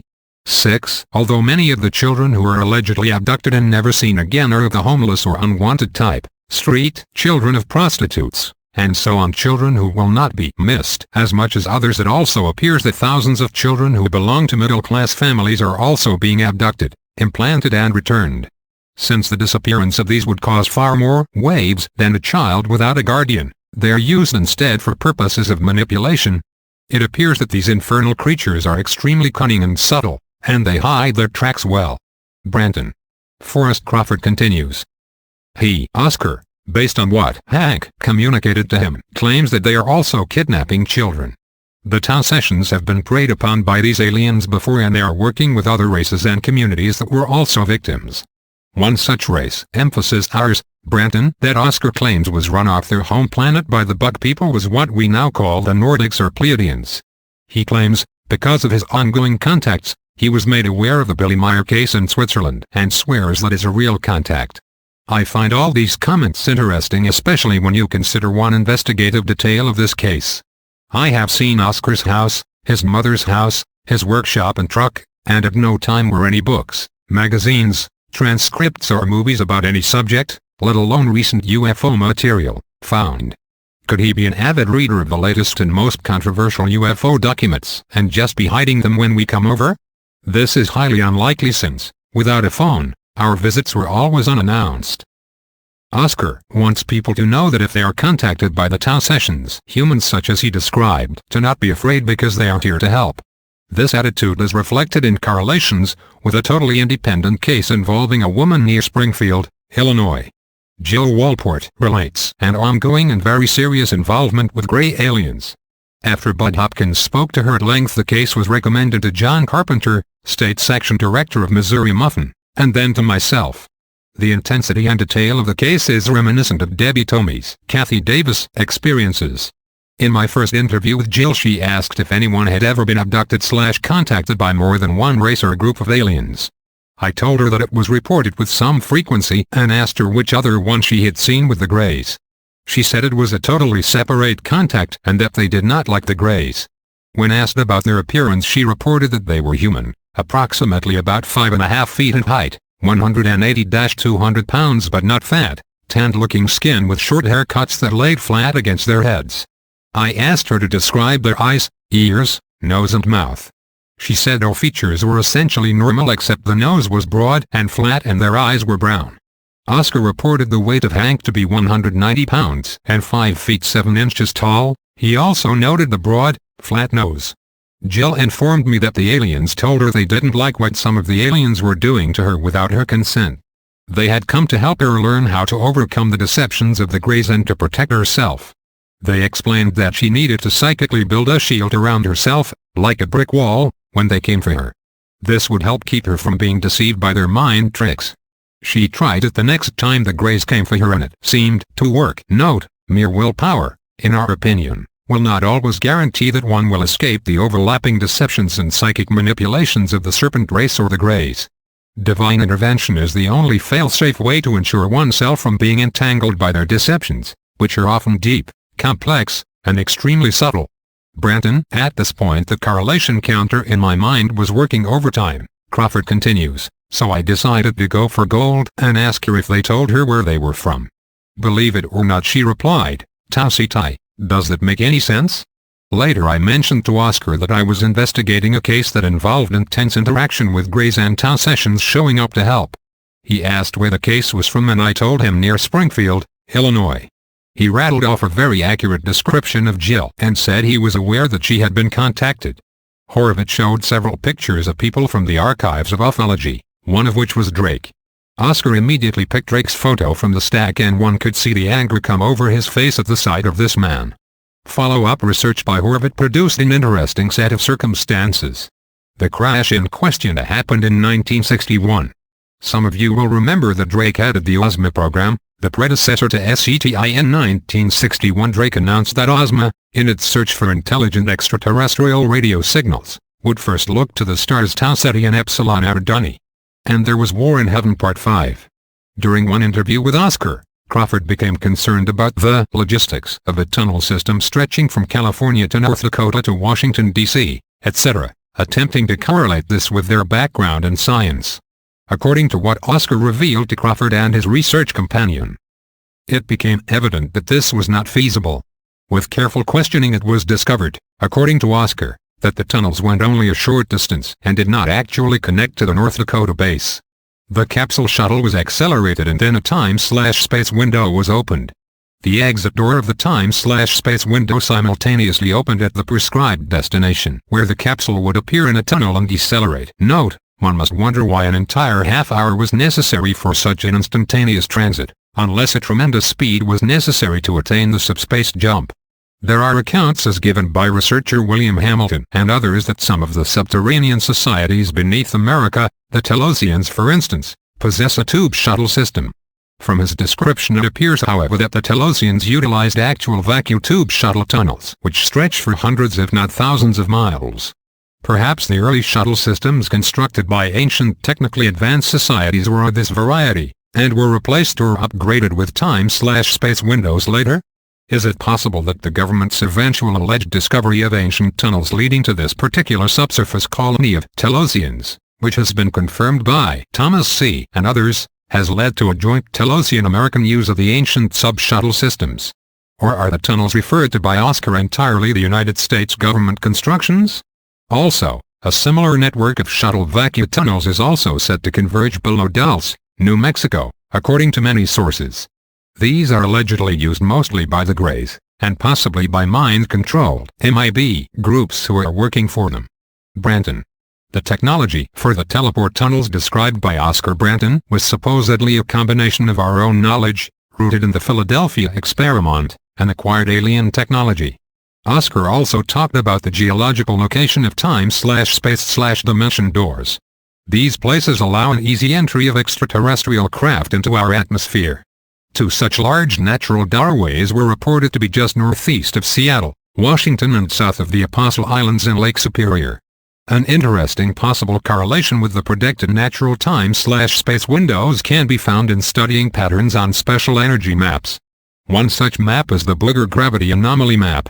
Oddly enough, a fairly local low-gravity area can be found at the locations mentioned by Oscar, not only near Seattle and the Apostle Islands, but also in Missouri, where Oscar claimed to have had most of his subsequent contacts meetings with the Tau sessions. Branton. My research is finding some interesting patterns emerging by comparing the location of gravity anomalies, Indian reservations, military bases, and cavern entrances. These specialty maps can be purchased at great prices from Geoscience Resources. 2990 Anthony Road, Burlington, North Carolina 27215. One last note on this account. William Cooper describes another incident involving a reptilian, Gray, which was allegedly recovered from a crash retrieval in the Southwest. Enormous efforts were taken to try to save the life of this ugly little beast, yet when it came to an actual human alien like Hank, certain people could apparently have cared less for his/their personal welfare. Cooper also alleged that the secret government, for a large part, refused to ally themselves with the Nordics, or human aliens who warned them about the malevolence of the Greys, and chose instead to go ahead and form an alliance with the reptilian Greys, since the United States, Grey alliance would seemingly help the cause of the power groups, serpent cults, who were making a killing off of exploiting the masses. Or did serpent cultists working in the government already have an age-old pact with these draconian powers, and because of this refused the advances of the Nordics? Apparently these did not desire to accept the conditions required by the Nordics, which included the discontinuation of nuclear weapons proliferation and the cessation of multi-billion-dollar war efforts which, according to many sources, have filled the pockets of the secret government, which covertly operates in nearly every country. Such wars, conflicts, revolutions, etc., many believe, have been directly influenced and orchestrated by the serpent cult secret society groups. The pathetic individuals responsible for formulating the alliance pact with the Saurian Greys instead of with the Nordics literally sold out our nations out to the beast. Let's pray that the situation is not irredeemable. Another note. If Einstein's theories concerning the possibility of time/space anomalies are correct, then this might explain how a civilization could possibly travel from one star to another in a relatively short period of time. There is no evidence that time could ever be reversed, but there is a theoretical possibility that time/space might be suspended via some type of hyperspace. There is allegedly much technical information contained in the elusive Grudge/Blue Book Report No. 13 describing this aspect of physics. Some contactees even state that the forward flow of time is different in other parts of the galaxy, and that a day on Earth could constitute a week on another planet. In other words, a spacefaring race 10,000 years old might have left Earth only a couple thousand years ago. In relation to the apparent tug-of-war between the Greys and the Nordics/Tau sessions, etc. over individuals, as in the case of Jill which we've just related, we have an apparently similar situation which was described in an intelligence report released by Leading Edge Research, formerly Nevada Aerial Research. This report stated, one contactee that has been contacted by the Blonde/Nordic race was captured and examined by the Greys after it was discovered by them that the blue beam used to paralyze people failed to have an effect on him. The implant device that the Nordics put in evidently neutralized the paralysis beam. It was said that the Greys came in a football-shaped craft. This is one more confirmation, among others, that actual conflict, if not warfare, exists between certain segments of the Nordic and Grey aliens. A possible confirmation of this comes from a correspondent of ours from Pasadena, California by the name of Penny Harper. Penny is the Pasadena director for a group called The Forum. She claims to have had contacts with beings claiming to be from Tau Ceti and a separate contact from Pleiadians. However, the Tau sessions she encountered were, as she described them, praying mantis or bug-like beings. She was told that this is not their original form, but for various reasons these aliens chose to show themselves in this form to her. If these beings are from Tau Ceti as they claim, then there seems to be some conflict here between her account and the Forrest Crawford account as related by Oscar. These beings claim to be humans who do not wish to show themselves in their true form during Penny's contacts, so that she does not, they explained, become too attached to them. Note, this mantis-like description is the same one given by the early contactee psychic, Ted Owens, who alleged that these creatures had the power to influence the aerial environment, change weather patterns, initiate destructive hurricanes, etc. In Miss Harper's case, this explanation for appearing in this mantis form would be a first, as we have not encountered any other incidents where the aliens have bothered to appear in another form for this specific reason. If they are human, then one must wonder why they would appear in mantis-like form when the human Tau sessions according to Crawford and others are at war with such a race. If the beings described by Penny Harper are from Tau Ceti and they utilize that form while there, perhaps they operate in underground bases where they will not be observed. That is, if they are in fact from Tau Ceti as they claim. Quoting from Miss Harper's account, "These aren't the same Tau sessions as you describe. That is, the humans mentioned by Oscar, who we informed Penny of in a previous correspondence. Mine are 7 to 7.5 foot high, green grasshopper or praying mantis-looking beings with huge black shiny wrap-around eyes and 2 antennae on their heads. Whether these bug or grasshopper-like beings are human, reptilian or paraphysical entities that utilize such a form, is not certain. It is unlikely that they are human Tau sessions since according to Oscar's account such beings would obviously be considered one of the so-called bug people. The only other alternatives would be that they are reptilian or paraphysical. Although some Greys might appear somewhat mantis-like, the addition of the antennae and huge opaque black eyes rather than reptilian slit-pupilled eyes would suggest that they probably are not sauroids unless the reptilians for some reason decided to appear in such a form by transmuting the molecular structure of their bodies.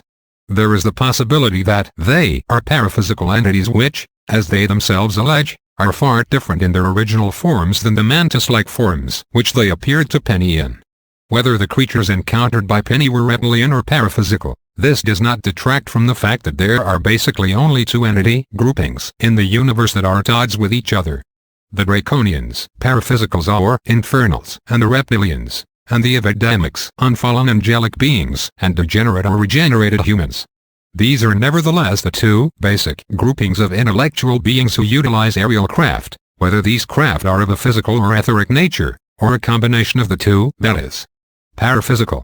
Miss Harper continues. I still talk to my main, alleged, Pleiadian contact. I asked him about the Tau sessions and why they had giant bug bodies. He said, they can appear in any form. They chose the grasshopper form. The bug form makes me keep a distance from them. They used to scare me simply from the way they look. This description seems to indicate that these beings are paraphysical entities, and the possibility that they are fallen paraphysical entities trying to pass themselves off as super-evolved beings, as Penny said they claim to be, should not be ruled out either. Researcher John A. Keel has written much about this third paraphysical group of aliens, and has offered much documentation that they are capable of taking physical matter and reassembling it into various different paraphysical shapes and forms, including aerial vehicles of various types. Since all evidence point to the fact that the paraphysicals work as one with the Saurians, then the entities described by Oscar might have been a description of both in their working groups, or in other words the bug people could represent both the Sauroid group as well as their paraphysical transmutating masters. There are, as we have seen, three realms in which Draconian Avedamic conflicts have for unknown generations taken place. However, there is a possibility that another realm which permeates all of these exists where such conflicts have taken place as well. This is of course the etheric or spirit realm. Both reptoid and gray aliens have on occasion been seen phasing in or out of the physical dimension and into this hyperspace realm, possibly through the electromagnetic occult technological manipulation of the molecular densities of their physical forms, and thus have seemed to appear, disappear, walk through walls, etc. Many humans have allegedly been caught up physically into this invisible dimension where supernatural entities roam about in more tangible forms. This was evidenced by the Philadelphia experiment, made popular by the Charles Berlitz book of the same name, and similar incidents, including the Bermuda Triangle events, which have included time displacement, UFOs, disappearances, etc. There is a possibility that yet another group of living, breathing human beings may have the ability to travel between the visible and invisible dimensions by altering their molecular structures as well, or had entered this state by accidentally falling through electromagnetic vortexes resulting in a molecular phase shift of the individual.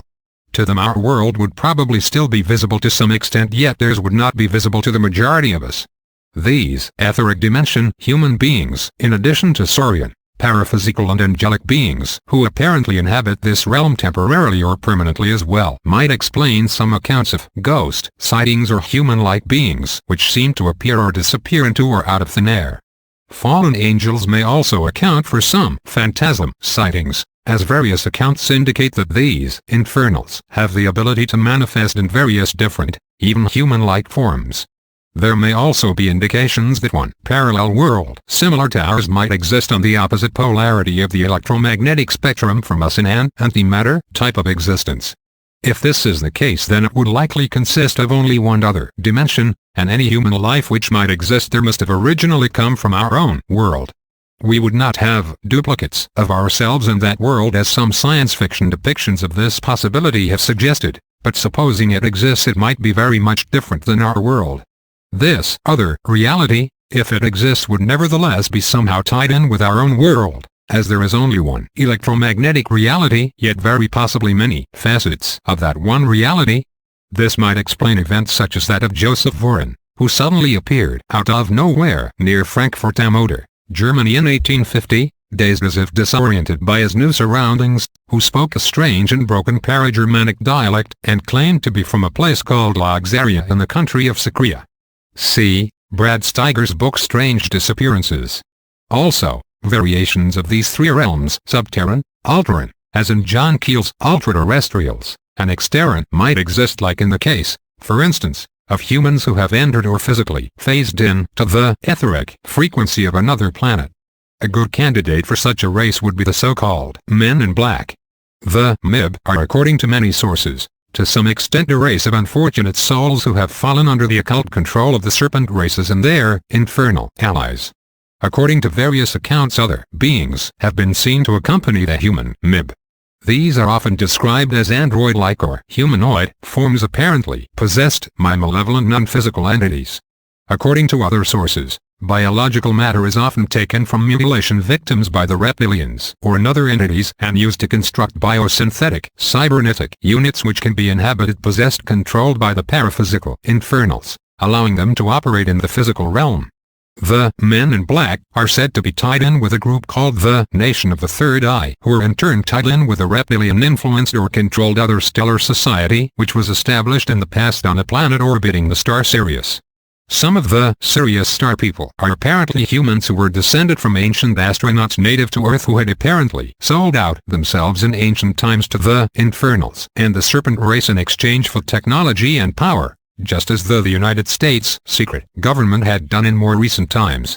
Actually, the Illuminati NSA CIA connected node installation, which is said to exist deep below Washington, D.C., allegedly one of a series of antediluvian or Atlantine city complexes beneath the eastern seaboard which were rediscovered and re-established in post-Diluvian times, is allegedly tied in with the imperialist MIB civilization near Sirius. This does not mean that we should blame the present-day MIB, many of whom have apparently been manipulated by the draconian, infernal, empress and reptilian forces for the mistakes of their ancestors, nor blame them for being born into such a society. There are allegations that the draconians are attempting via manipulation to stage a future conflict between the human MIB and Sirius and the nations of Earth, by turning these two human societies against each other. This staged conflict, as we've said, is no doubt largely inspired by the Saurian Greys and may potentially involve other human societies native to this sector of the galaxy as well. This may all be part of a reptilian divide-and-conquer strategy which, if successful, will deplete human influence throughout the populated sector of the galaxy. This would open up the way for Saurian reptilian races to continue their expansion, and enable them to spread out and take control of the rest of the galaxy, and possibly and eventually galaxies beyond, without the human element to hinder them. This may also be similar to the reptilian Illuminati serpent cult thesis-antithesis conflict scenarios which have been orchestrated in the past on Earth, although this time it would be on a much grander scale. Hopefully both sides will see through such draconian strategies before they are able to initiate an interplanetary war between human societies and the Sol system and their human cousins in the Sirius star system. There seems to be 3 human societies other than the MIB that ufologists apparently confuse with each other. These are the Nordics, from the Pleiadian, Vegan, Amun, etc. systems, the Blondes, usually from Telos and allied subterranean societies who are described as being 6.5 to 7.5 foot tall blonde humans, the Aryans, an alleged underground, pure breed Aryan society based in part beneath Antarctica, which was allegedly established by Nazi German scientists utilizing saucer technology largely based on an alien disk recovered by the Germans before World War II. Some of the second-generation Aryan aliens are allegedly now fighting against the Saurian Greys, which they may have had dealings with in the past. As we mentioned above, there is evidence that the reptilians have used their influence to set human societies against each other in a type of divide-and-conquer strategy in the past. Whether the following incident involves the chameleon type of Sauroids or Saurian-controlled MIB groups is uncertain, but it seems to contain certain aspects suggesting that the Sauroids were somehow involved. The incident, which took place in the 1970s, was mentioned, among other places, in an article titled UFOs over Mainland China, which appeared in Tim Beckley's UFO Review, issue No. 11. 1981, published by UFO News Service. 303 Fifth Avenue, Suite 1306. New York, 10,016. The article stated, "It has been reported by the Hungarian embassy that border skirmishes between Chinese and Russian soldiers was caused when both governments thought the other country was sending spy planes at low altitude over strategic areas. Several battles reportedly took place, and later it was determined that UFOs and not spy planes were involved in what could have easily turned into an international incident. This is only a small part of the entire story, as other sources which we have come across have stated that these UFOs had landed on many occasions. The occupants, in what seemed to be a strategic attempt at stirring up international tension, reportedly looked like Russian cosmonauts to the Chinese witnesses who saw them, while the Russians peasants insisted that they looked like Chinese Orientals. It appears as if the occupants were intent on turning the Russians and Chinese against each other, and this they succeeded in doing to some extent. Several people turned up missing during the UFO flap, but the last straw seemed to occur when a Russian supersonic jet vanished without a trace in proximity to the UFO activity. This incident resulted in a massive reconnaissance effort on the part of the Russian Air Force. They had apparently traced the UFO flight paths to a convergence in a particularly remote region in the eastern part of Asia, within the Soviet borders. Every square inch of territory in this region was allegedly photographed. Shortly after this, reports emerging from Russia insisted that waves upon waves of military aircraft were seen flying from all areas of the continent, only to converge over an isolated area outside of Alekminsk. Native Russians reported that for a space of 3 days a continuous distant thunder could be heard as the area was literally blasted from the face of the earth. Other reports claimed that a large hidden base, consisting of numerous pyramidal-like structures, was obliterated. It was also alleged that hundreds of miles of underground tunnels were later found beneath the devastated ruins of this UFO base. Who or what were these chameleons that apparently used various disguises to turn these two nations against each other and, in fact, almost succeeded in igniting World War III? Although there is much evidence that the serpent cult has for centuries used the strategy of turning nations, races and even human families against each other in order to establish a climate for further controls over humanity, it is evident that the serpent race itself is deeply involved in fomenting conflicts between human societies upon, below and beyond the earth in order to subdue humanity as a whole. It is uncertain what role certain events such as the Los Angeles race riots of 1992, apparently incited by the Los Angeles police as well as LA gangs using cellular phones according to some sources, may have had in such a control scenario. Some believe that these riots were in part inspired, or at least allowed to happen, to initiate anarchy as an excuse to establish one more step towards totalitarian martial law, or a police state, by opening the way for federal and National Guard troops to take control of the city to some extent. Certainly the LA police knew the riots were coming and did little to prevent them, and the apparently fixed police trial which sparked the whole thing did little to prevent them either. Even though one cannot blame the majority of police officers who are no doubt in those positions to serve the public good, there are relatively small groups working in the police departments throughout the nation who nevertheless hold great power and who, according to various sources, are members of a fraternal organization or organizations which have an entirely different agenda than that of public servant. Some small groups working within different police departments seem more cultic than civic in nature. There have been many rumors, for instance to the effect that the reasons why satanic cults or even sacrificial cults thrive with apparent impunity from the law, is simply because many of the major police departments have been infiltrated by persons loyal to such cults. We must stress however that although many similar rumors to this effect exist, there's relatively little solid evidence supporting them. Then again, there's a possibility that such persons could use their influence and positions to suppress such evidence. We must again stress that the alleged cults working in the police departments consist of relatively few police officers in comparison to the majority of the force. There are however allegations, for instance, that the Ku Klux Klan wields a good deal of power in police departments across the southeastern states, and that a white supremacist police cult known as the Vikings exists within the Los Angeles Police Department, and also that recorded racial comments made by various police officers as well that the police chief Gates himself seemed to support such an allegation. The following information was released by Leading Edge Research in June of 1992. Although the alien vanguard that is allegedly behind the New World Order conspiracy is not specifically mentioned in the article, a secret government group, the Trilateral Commission (TLC), which is in turn allegedly motivated by a reptilian agenda according to many sources, is mentioned during the UFO Expo West 92 in Los Angeles, which took place a week after the riots in Los Angeles. I chanced to run into some fellow investigators who had observed several ships loaded with electronic antennae off the coast of Los Angeles 2 days before the riots took place.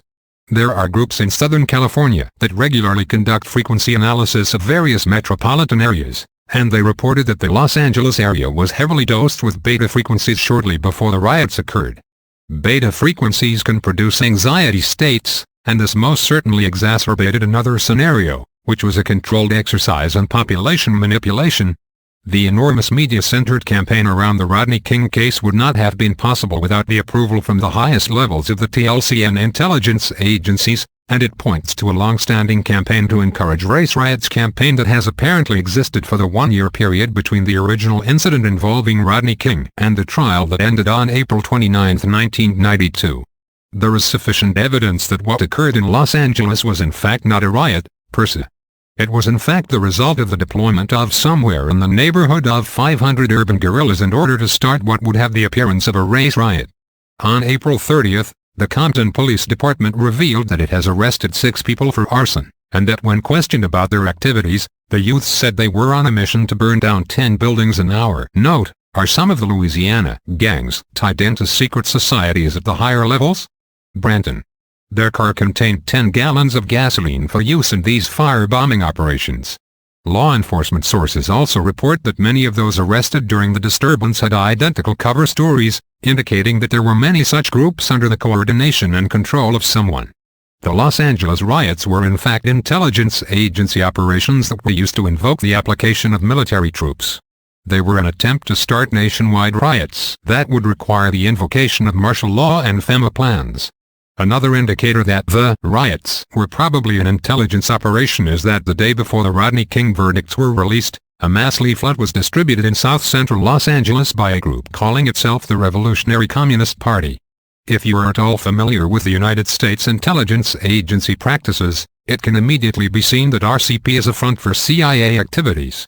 Most revolutionary and terrorist activities are in fact performed by the very intelligence agencies which claim to exist for the prevention of such activities. The leaflet said, "There's no justice in the courtroom, it's right to rebel."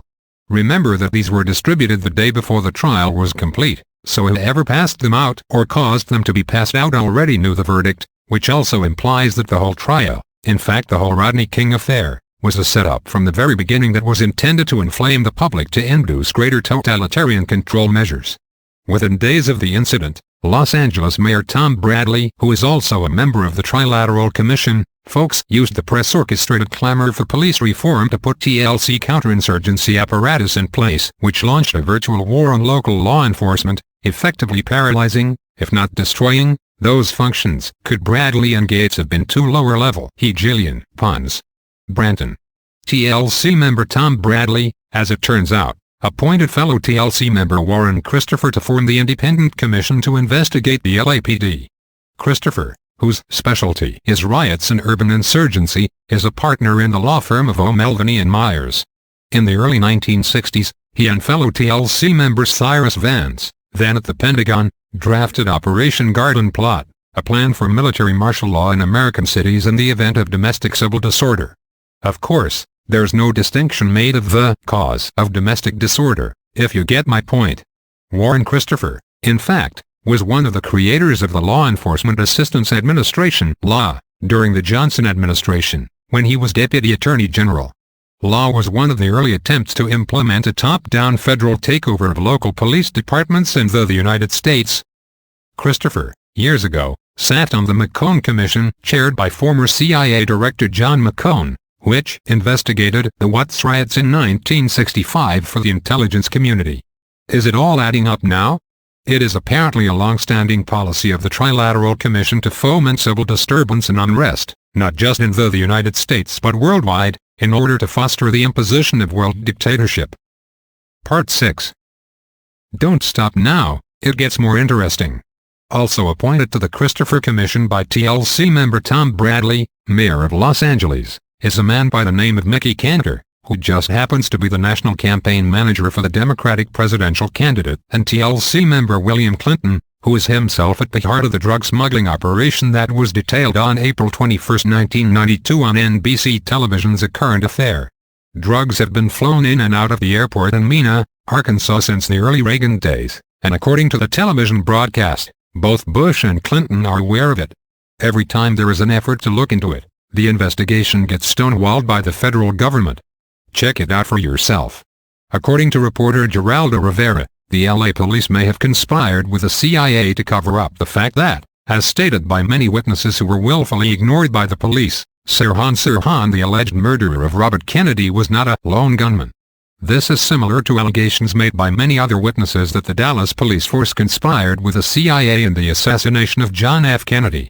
Aside from the possible Dallas police connection with the JFK assassination, there were many unexplained deaths of several witnesses to the assassination as well.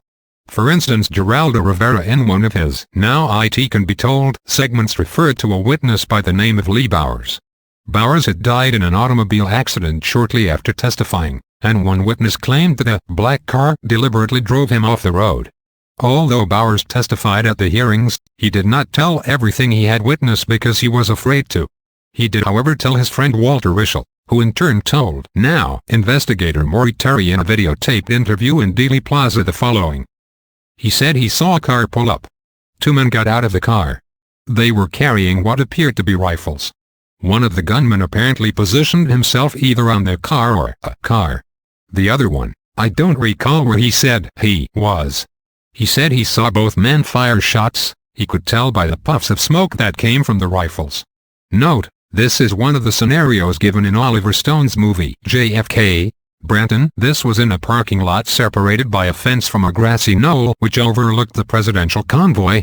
Quoting from Rivera, another witness that wasn't questioned by the Warren Commission, a deaf mute named Ed Hoffman, said he too observed two men behind the fence, and saw at least one shot fired.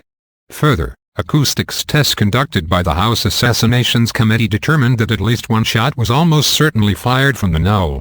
In answer to why Bowers was afraid to tell the whole story, Walter Rischel said, he had disappeared for about 2 days, one night I know for sure, which is very uncharacteristic of him. And when he came back one of his fingers was missing on one of his hands.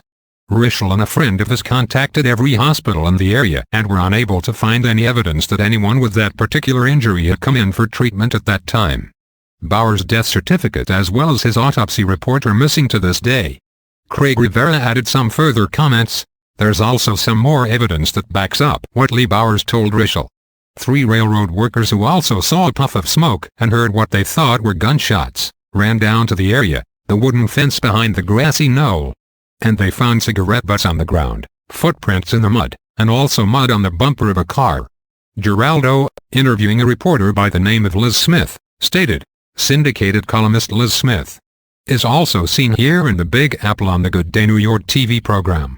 On the program she referred to a former friend of hers by the name of Dorothy Kilgallen, SPL, who had interviewed Jack Ruby and who was later found dead under mysterious circumstances. The autopsy showed large amounts of nicotine in her system even though she did not smoke. Jack Ruby had allegedly told her that he felt that they, whoever they were going to kill him, and he wanted to get out of their prison because of it. Another police connection? Ruby, by the way, had known mafia connections. This might support the allegations by some researchers that members of the Mafia and the CIA who were tied into high-level Scottish Rite Masonry worked together in the assassination coup of the United States president. On this particular segment Geraldo showed a few pages of names and information and explained, this is a list of about 100 of the mysterious deaths that we've been talking about, people in some way connected to the assassination or the investigation of the assassination. Obviously some of these deaths were from natural causes. But the many suicides, falls, drug overdoses, karate, and hunting accidents led to what many consider an inescapable conclusion. That just as there apparently was a conspiracy to kill the president, there was also a conspiracy by the killers to cover their tracks. A cover-up that for the most part has sadly been a success. Even though assassinations are no doubt one of the methods used by the controlling powers to manipulate society towards their own agendas, other methods seem to be the incitation of serial murders, many of the perpetrators of which were later found to have connections with Masonic-like cults, riots, civil conflicts, revolutions or even wars. The fear of the totalitarian police state may be used to incite anarchy among the so-called lower classes, which in turn gives those who would impose a police state more of an excuse to bring in martial law and totalitarian restrictions. A totalitarian system can be symbolized by a horse which is kept perpetually in a stall and not allowed any freedom whatsoever. Anarchy can be just as dangerous and could be symbolized by a pack of wild horses roaming free without any restraints or fences whatever and providing no useful service and serving no useful purpose, whereas the desired system would be an enclosed pasture society which allows the horses a good deal of freedom yet offers some restraint for their own protection in that they cannot go beyond the boundaries of the pasture. In the same way, pasture society would be the desired result for a human governmental system, in essence allowing for constitutional freedoms while at the same time establishing certain legal restrictions for the safety of all concerned. The controllers, and for that matter the serpent race itself, seeks to destroy the balanced or pasture society and lifestyle and bring a division between the totalitarians and the anarchists. In this way human society will be so preoccupied with its own problems and so busy fighting among themselves that they will not have the time nor energy to battle the ever-growing draconian grip upon human society. Revelation chapter 13 tells of a time when the Babylon-pagan worshippers of the beast and the Judeo-Christian worshippers of the Lamb will be the only two human groups living on the earth, as prophecy states that changing events will force all to eventually ally themselves with one side or the other. These two groups referred to in Revelation the 13th of May spread beyond the confines of planet Earth when the ultimate apocalypse occurs. In other words, this split or division between the cult of the serpent and the Church of the Lamb may spread to the other colonized systems in this relatively small sector of the galaxy, such as the Pleiades, Tau Ceti, Epsilon Eridani, Vega, Hyades, Ummo, Sirius, and so on. The following is certainly not the definitive description of human and saurian centers of activity above, upon or beneath the Earth. It should be seen as a very basic attempt to outline these regions of activity based on the relatively minimal data that we have accumulated.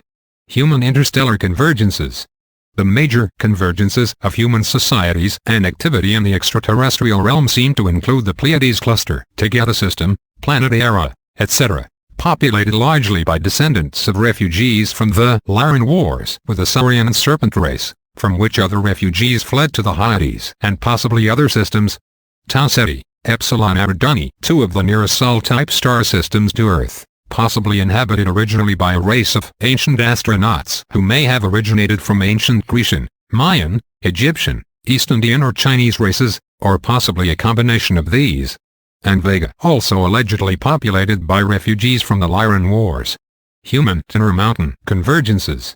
The major convergences of non-international human societies near the surface of the Earth, that is, bases within mountain ranges, hidden valleys, etc., seem to converge within California's Cascade Mountain Range, Mount Rainier, Mount Shasta, Mount Lassen, Panamint MTS, etc., which are possible convergences of ancient high-tech Mayan, Neo-Grecian and Native American human groups, including human Sasquatch, El-Anakim or human giants, diminutive humans, some secret society interaction, and rare interaction with humans from Sirius, the Pleiades, etc. The Andes mountain range, including vast Pleiadian bases near Lake Titicaca, Peru, etc. And the French, Swiss Alps, within which, according to certain sources, apparently exist bases established by Scandinavian blondes from the planet Ummo near the star system Wolf 424, and possibly also bases maintained by Nordic humans, both dark and blonde-haired, from the Pleiades, etc. Human subsurface convergences. The major areas of subterranean convergences of human activity seem to include the Agartha network beneath Central Asia, Mongolia, Karakoram Pass, etc., whose influence allegedly extends to the subnets below the Americas, etc. The Mato Grosso network, spanning the underground areas deep beneath South and Western Brazil and outlying areas of South America. This is allegedly a convergence of some of the Benevolents, ancient Incan descendants, certain natives tribes who have moved underground, diminutive human races and other high-tech human societies, and the Arkansas subnet, allegedly a convergence of the Moon Eyes, or pale bluish-skinned humans 7 to 8 feet tall with large, wrap-around eyes, and also human Sasquatch, and some human groups with ties to surface society. Sauroid extraterrestrial convergences. These seem to include the star systems of Alpha Draconis, an alleged major reptoid stronghold, Epsilon Bootes, another alleged sauroid reptoid center of activity, and Zeta 1, Zeta 2 Reticuli, a binary star system with possibly two separate planetary systems, and an alleged reptoid saurian gray center or convergence with some possible human MIB or synthetic MIB activity. Sauroid Intermountain convergences. One of the major convergences of this type is allegedly within the Himalayan mountain range, an entire network of connected caverns including Naga or serpent race activity beneath Lake Manozarawer and possibly beneath other parts of Tibet. This also may include interaction with serpent cults tied in with Far Eastern occult societies, also Naga, UFO activity as well. The intramountain activity within Mount Archuleta Mesa in northwestern New Mexico, deep levels of which are allegedly utilized by several different types of sauroid reptilians including saurian greys, large-nosed greys, chameleons, large lizard reptoids, Muthman Draco, etc. And the Pine Gap Plateau near Alice Springs, Central Australia, which holds a base similar to the one at Dulce, New Mexico, with deep-level control by saurian grey and other reptoid beings, as well as implanted-controlled human worker-slaves tied in with the Illuminati's Club of Rome. Sauroid subsurface convergences. The major deep convergence or capital of reptilian sauroid deep underground activity is traditionally located below the area known as Hindustan. This infernal subterranean region is known as Snake World by the natives. It also goes by the name Nagaloka, Boga, or Patala, etc. Another apparent convergence of deep subterranean reptilian activity seems to be the Metla network below Central America within the Aztec, Toltec underworld. And also the deep southwestern United States subnet which undermines the Four Corners states, Nevada and Southern California. This area includes caverns, ancient and more recent tunnel systems, underground aqua systems, reptilian and joint laboratories largely controlled by saurian infiltrators invaders such as the saurian greys, chameleons, naga reptoids or lizards, winged-horned dracos, iguanas or large-nosed greys, and so on. This area seems to be the major area in the world for human, sauroid conflicts, human and animal mutilations, serpent cult activity and genetic experimentation involving so-called hybrids, some with human soul matrices humans and some without human soul matrices sauroids. The previous information as we've said may not be entirely complete, but may be revised as new information presents itself. There are 3 more areas which might be included with the above. These are major exterran, terran and subterran convergences of joint human-saurian interaction, or serpent cult activity involving human and reptilian cult members. The major surface convergence of such activity from ancient times seems to be in Rome, centering just beneath the hill Vaticanus. In pagan Roman and pre-Catholic times this hill was known by Roman sorcerer cults as the Hill of Divination and was named after one of the pagan gods that went by the name Vaticanus. According to many sources Rome is now the headquarters of the Mystery Babylon religion initiated by Nimrod and Semiramis, who later became known and worshipped as Osiris and Isis, Baal and Ashtaroth, the sun god and the moon goddess Venus Aphrodite, or the Queen of Heaven, etc. Many will recognize Nimrod as the original builder of the Tower of Babel, from where we get the words Babel and confusion, and Semiramis as the post-Diluvian co-founder of the lodge-like idol-worshipping witchcraft-practicing astrological cult or secret society known as the Babylon Mystery Religion, from which many have allegedly traced modern-day Illuminized Masonry. According to many sources this ancient secret society began in Babylon with the Babylonian kings acting as Grand Pontiff of the Mystery Order or Society, and then later gravitated to Egypt where the pharaohs took up the unbroken pontifical line, and still later to pagan Rome itself where the Roman emperors took up the title of Pontifex Maximus or Supreme Grand Master of the ancient Babylonian Mystery Society. When Constantine became the last Roman emperor and at the same time the first Roman pontiff or pope over the so-called Holy Roman Empire, the pontifical line merely traded political garb for religious garb for convenience sake, and for the sake of protection. Nevertheless the serpent-worshipping Babylonian pontifical line continued through the popes who demanded submission and brought it about by manipulating religious feelings, using fear and intimidation by declaring that no one could enter heaven and escape hell unless they submitted themselves personally to the Roman pontiff. It was an infernally ingenious plan that succeeded beyond their wildest expectations. They killed millions in the Inquisitions. According to Revelation chapters 13 and 17, and other more recent confirming accounts, this hill will be the center of human, draconian interaction during the 7-year tribulation period, as prophetically symbolized as a whore sitting upon a 7-headed beast or dragon. This is also evidenced by the vast secret catacombs beneath Rome, and which according to one source allegedly connected with the alien-controlled catacombs beneath the island of Malta, which happens to be one of the most profusely Roman church-controlled countries in the world. The Club of Rome, Illuminati, Knights of Malta and the human reptilian bases they jointly control, such as the joint base beneath Pine Gap, Australia, tends to confirm this. Even now, As we will see in later files, the Babylonian or Jesuit Masonic Serpent Cult, or Club of Rome / Illuminati, is largely based in Rome and apparently has present associations with joint human reptilian serpent cults beyond and beneath the earth, namely connections with the MIB cult within the Nod complex beneath Washington, D.C., and the Sirius colony. One of the connecting points between the serpent cults in Rome, Terron, in Sirius, Terron, and in Nod, Subterron, seems to be the House of the Temple in Washington, D.C., within which there are, according to witnesses, numerous depictions of serpents as well as other indications of blatant serpent or reptile worship. The 33rd Illuminized degree of Scottish Rite Masonry, which was originally inspired and created by Roman Jesuits, has its headquarters within this temple, which in turn is allegedly built over ancient tunnels that lead to the deep underground Nod complex, which is in turn allegedly tied in with the Sirius Empire. So then, in one sense one could say that the Masonic House of the Temple is a major center of MIB activity in the United States, in spite of outward indications. Another possible event that we might interject into this entire scenario was related by Leading Edge Research, which reproduced an article that originally appeared in the Confidential Reporter, concerning Sirius, the Hubble telescope, etc. As we've said, Sirius had been identified with the MIB, or the so-called Men in Black, or Nation of the Third Eye, apparently a type of cosmic terrorist organization not to be mistaken for the Syrians, although there are probably similarities between the two, who are allegedly allied with certain Masonic Wiccan groups on Earth, and who are in turn largely controlled by the reptilians. If any true human beings are left in the Sirius system, they are no doubt under extreme forms of draconian control.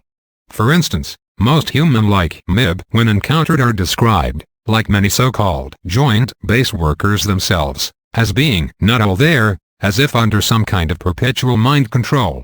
Also, as we've said earlier, if a human being was born into such a society, one cannot blame them for this, and we should feel sorry for them rather than be angry at them. Our anger should instead be directed toward the infernals and reptilians, who apparently control this slave society and Sirius, etc. They, the human MIB, have no doubt been acclimated through mind control into this giant serpent cult or society ever since birth. The following article may add more light on the entire Sirius problem. Leading Edge Research's Val Valerian comments on the article in the following words of introduction: the subject of the Hubble telescope has been widely discussed over the past year. The above article is certainly one of the most interesting to appear about the Hubble for some time. In recent issues of LA and other publications, it has been discussed that the Hubble is in fact being used for surveillance of deep space in terms of detecting approaching alien species. The article in question, titled Hubble Telescope, Big Lie, is quoted here.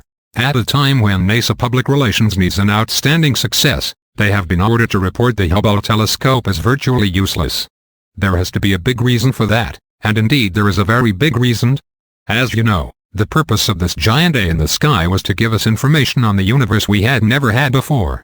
It was designed to probe the universe, yielding visual images of deep space phenomena, by 100 times or more, than any telescope trying to penetrate the Earth's atmosphere. It does all that and more, even as NASA's Public Affairs Department is busy explaining why it doesn't work and pointing the dread finger of blame here and there. Empty space is not empty. To the limits of the universe, where space turns back on itself and beginning and end become the same, there are to be seen a variety of vessels in progress from one point to another. We must assume that these are inhabited, but by what? Even our own solar system is not without its share of useless, unidentified space vessels. They occasionally dip into our atmosphere causing great excitement, but a whole department of government has been set up to explain them away. Weather balloons, indeed. In our history, whenever an inferior culture has been exposed to a superior culture, it has languished and faded away. This is supposed to be proof that our world cultures will suffer the same fate, if exposed to a vastly superior extraterrestrial alien culture. In the past, that may have been true of cultures in stasis, people who were satisfied with their way of life and didn't want to change it. Today, we are in a vastly different situation. We are moving forward into a new world order at a breathtaking pace. There is more technological progress in a day now than there was once in 1,000 years before. We are not now of a nature to bow down humbly to alien entities as our masters. Give us some credit. At least, that is the firm conviction of Dr. Hans Markowitz in the Secret College. of top scientists the world over. They don't accept the politically fictionalized history of men, but instead see man as capable of holding his own and deserving of the truth. The big picture, the reason for the big lie, is this: we may be facing the greatest war, an interstellar war, that the universe has known. Far out in space, in the general direction of Sirius, the dog star, a monstrous cloud of vessels is moving through space. All information obtained to this point has been subjected to computer analysis. The indications are that this is a space flotilla that will intercept Earth in approximately 12 years. Note, that is, shortly after the turn of the century. Sirius, being 8.7 light-years distant from Earth, would have been an even more likely choice than the Cetus Eridanus constellation for ancient Terran cosmonauts to explore, other than the fact that Sirius is of the Tau spectrum class and Tau Ceti, etc. are more of the Sol type. Planetary bodies with habitable environments might theoretically exist around larger, non-Sol type stars, but these planets would very likely be at a much greater orbit. This flotilla described in this article then would be traveling just under the speed of light. Branton. The word approximate must be used because, at their speed through the universe, they are subject to some degree of time compression. Nevertheless, there's every appearance that our green planet could be a target, or at least their destination. These vessels, though huge, do not give the impression of enclosing vast amounts of useful space, as would be the case with freighters, or passenger craft. They are up to 500 miles long, sleek, apparently all technological muscle, and are assumed to be military in nature, and therefore likely hostile. Such a conglomeration of power would not be put together to pay us a friendly visit. We must assume the worst. In the meantime, the powers that be "favor the approach, business as usual," and such preparations as are to be made in secret. How long have the governments of the world had some inkling of this? Since the first saucer sighting was validated. Could this be the secret behind the Cold War, the apparent hostilities between the nations of the Earth, requiring a rapid progress in military technology and as much expansion as possible to ward off space aliens? Was it assumed that we would be less fearful if the enemy were recognized as our fellow man? Better the evil known than the evil unknown. Is that their belief? Given these facts, we must begin a worldwide psychological preparation, and an all-out technological effort to prepare our defenses. Has mankind perhaps faced a similar situation in the past? A very primitive tribe in Africa claims to have come from Sirius, the dog star. Were these people descendants of ancient astronauts who, possibly with the help of the reptoids, traveled to Sirius thousands of years ago? Branton. They describe in astronomical detail and exactness of the twin star system, the situation of the planets, and the physical makeup of their home planet. Yet they don't even have a written language. It may be that we are outgunned. On the other hand, it may be that other entities have underestimated mankind's ability to rise to the occasion. If this space fleet from Sirius does in fact have some connection with the pact between the Men in Black and the Serpent race, then there may be a connection between this invasion force and the fifth column of MIB, reptilians working here on Earth, especially in the underground bases, whose job might be to sabotage things on our end so that resistance will be minimal when the fleet finally arrives. Believe it or not, such a thing may be taking place, and the Dulce, New Mexico base may be the headquarters of this type of serpent cult activity.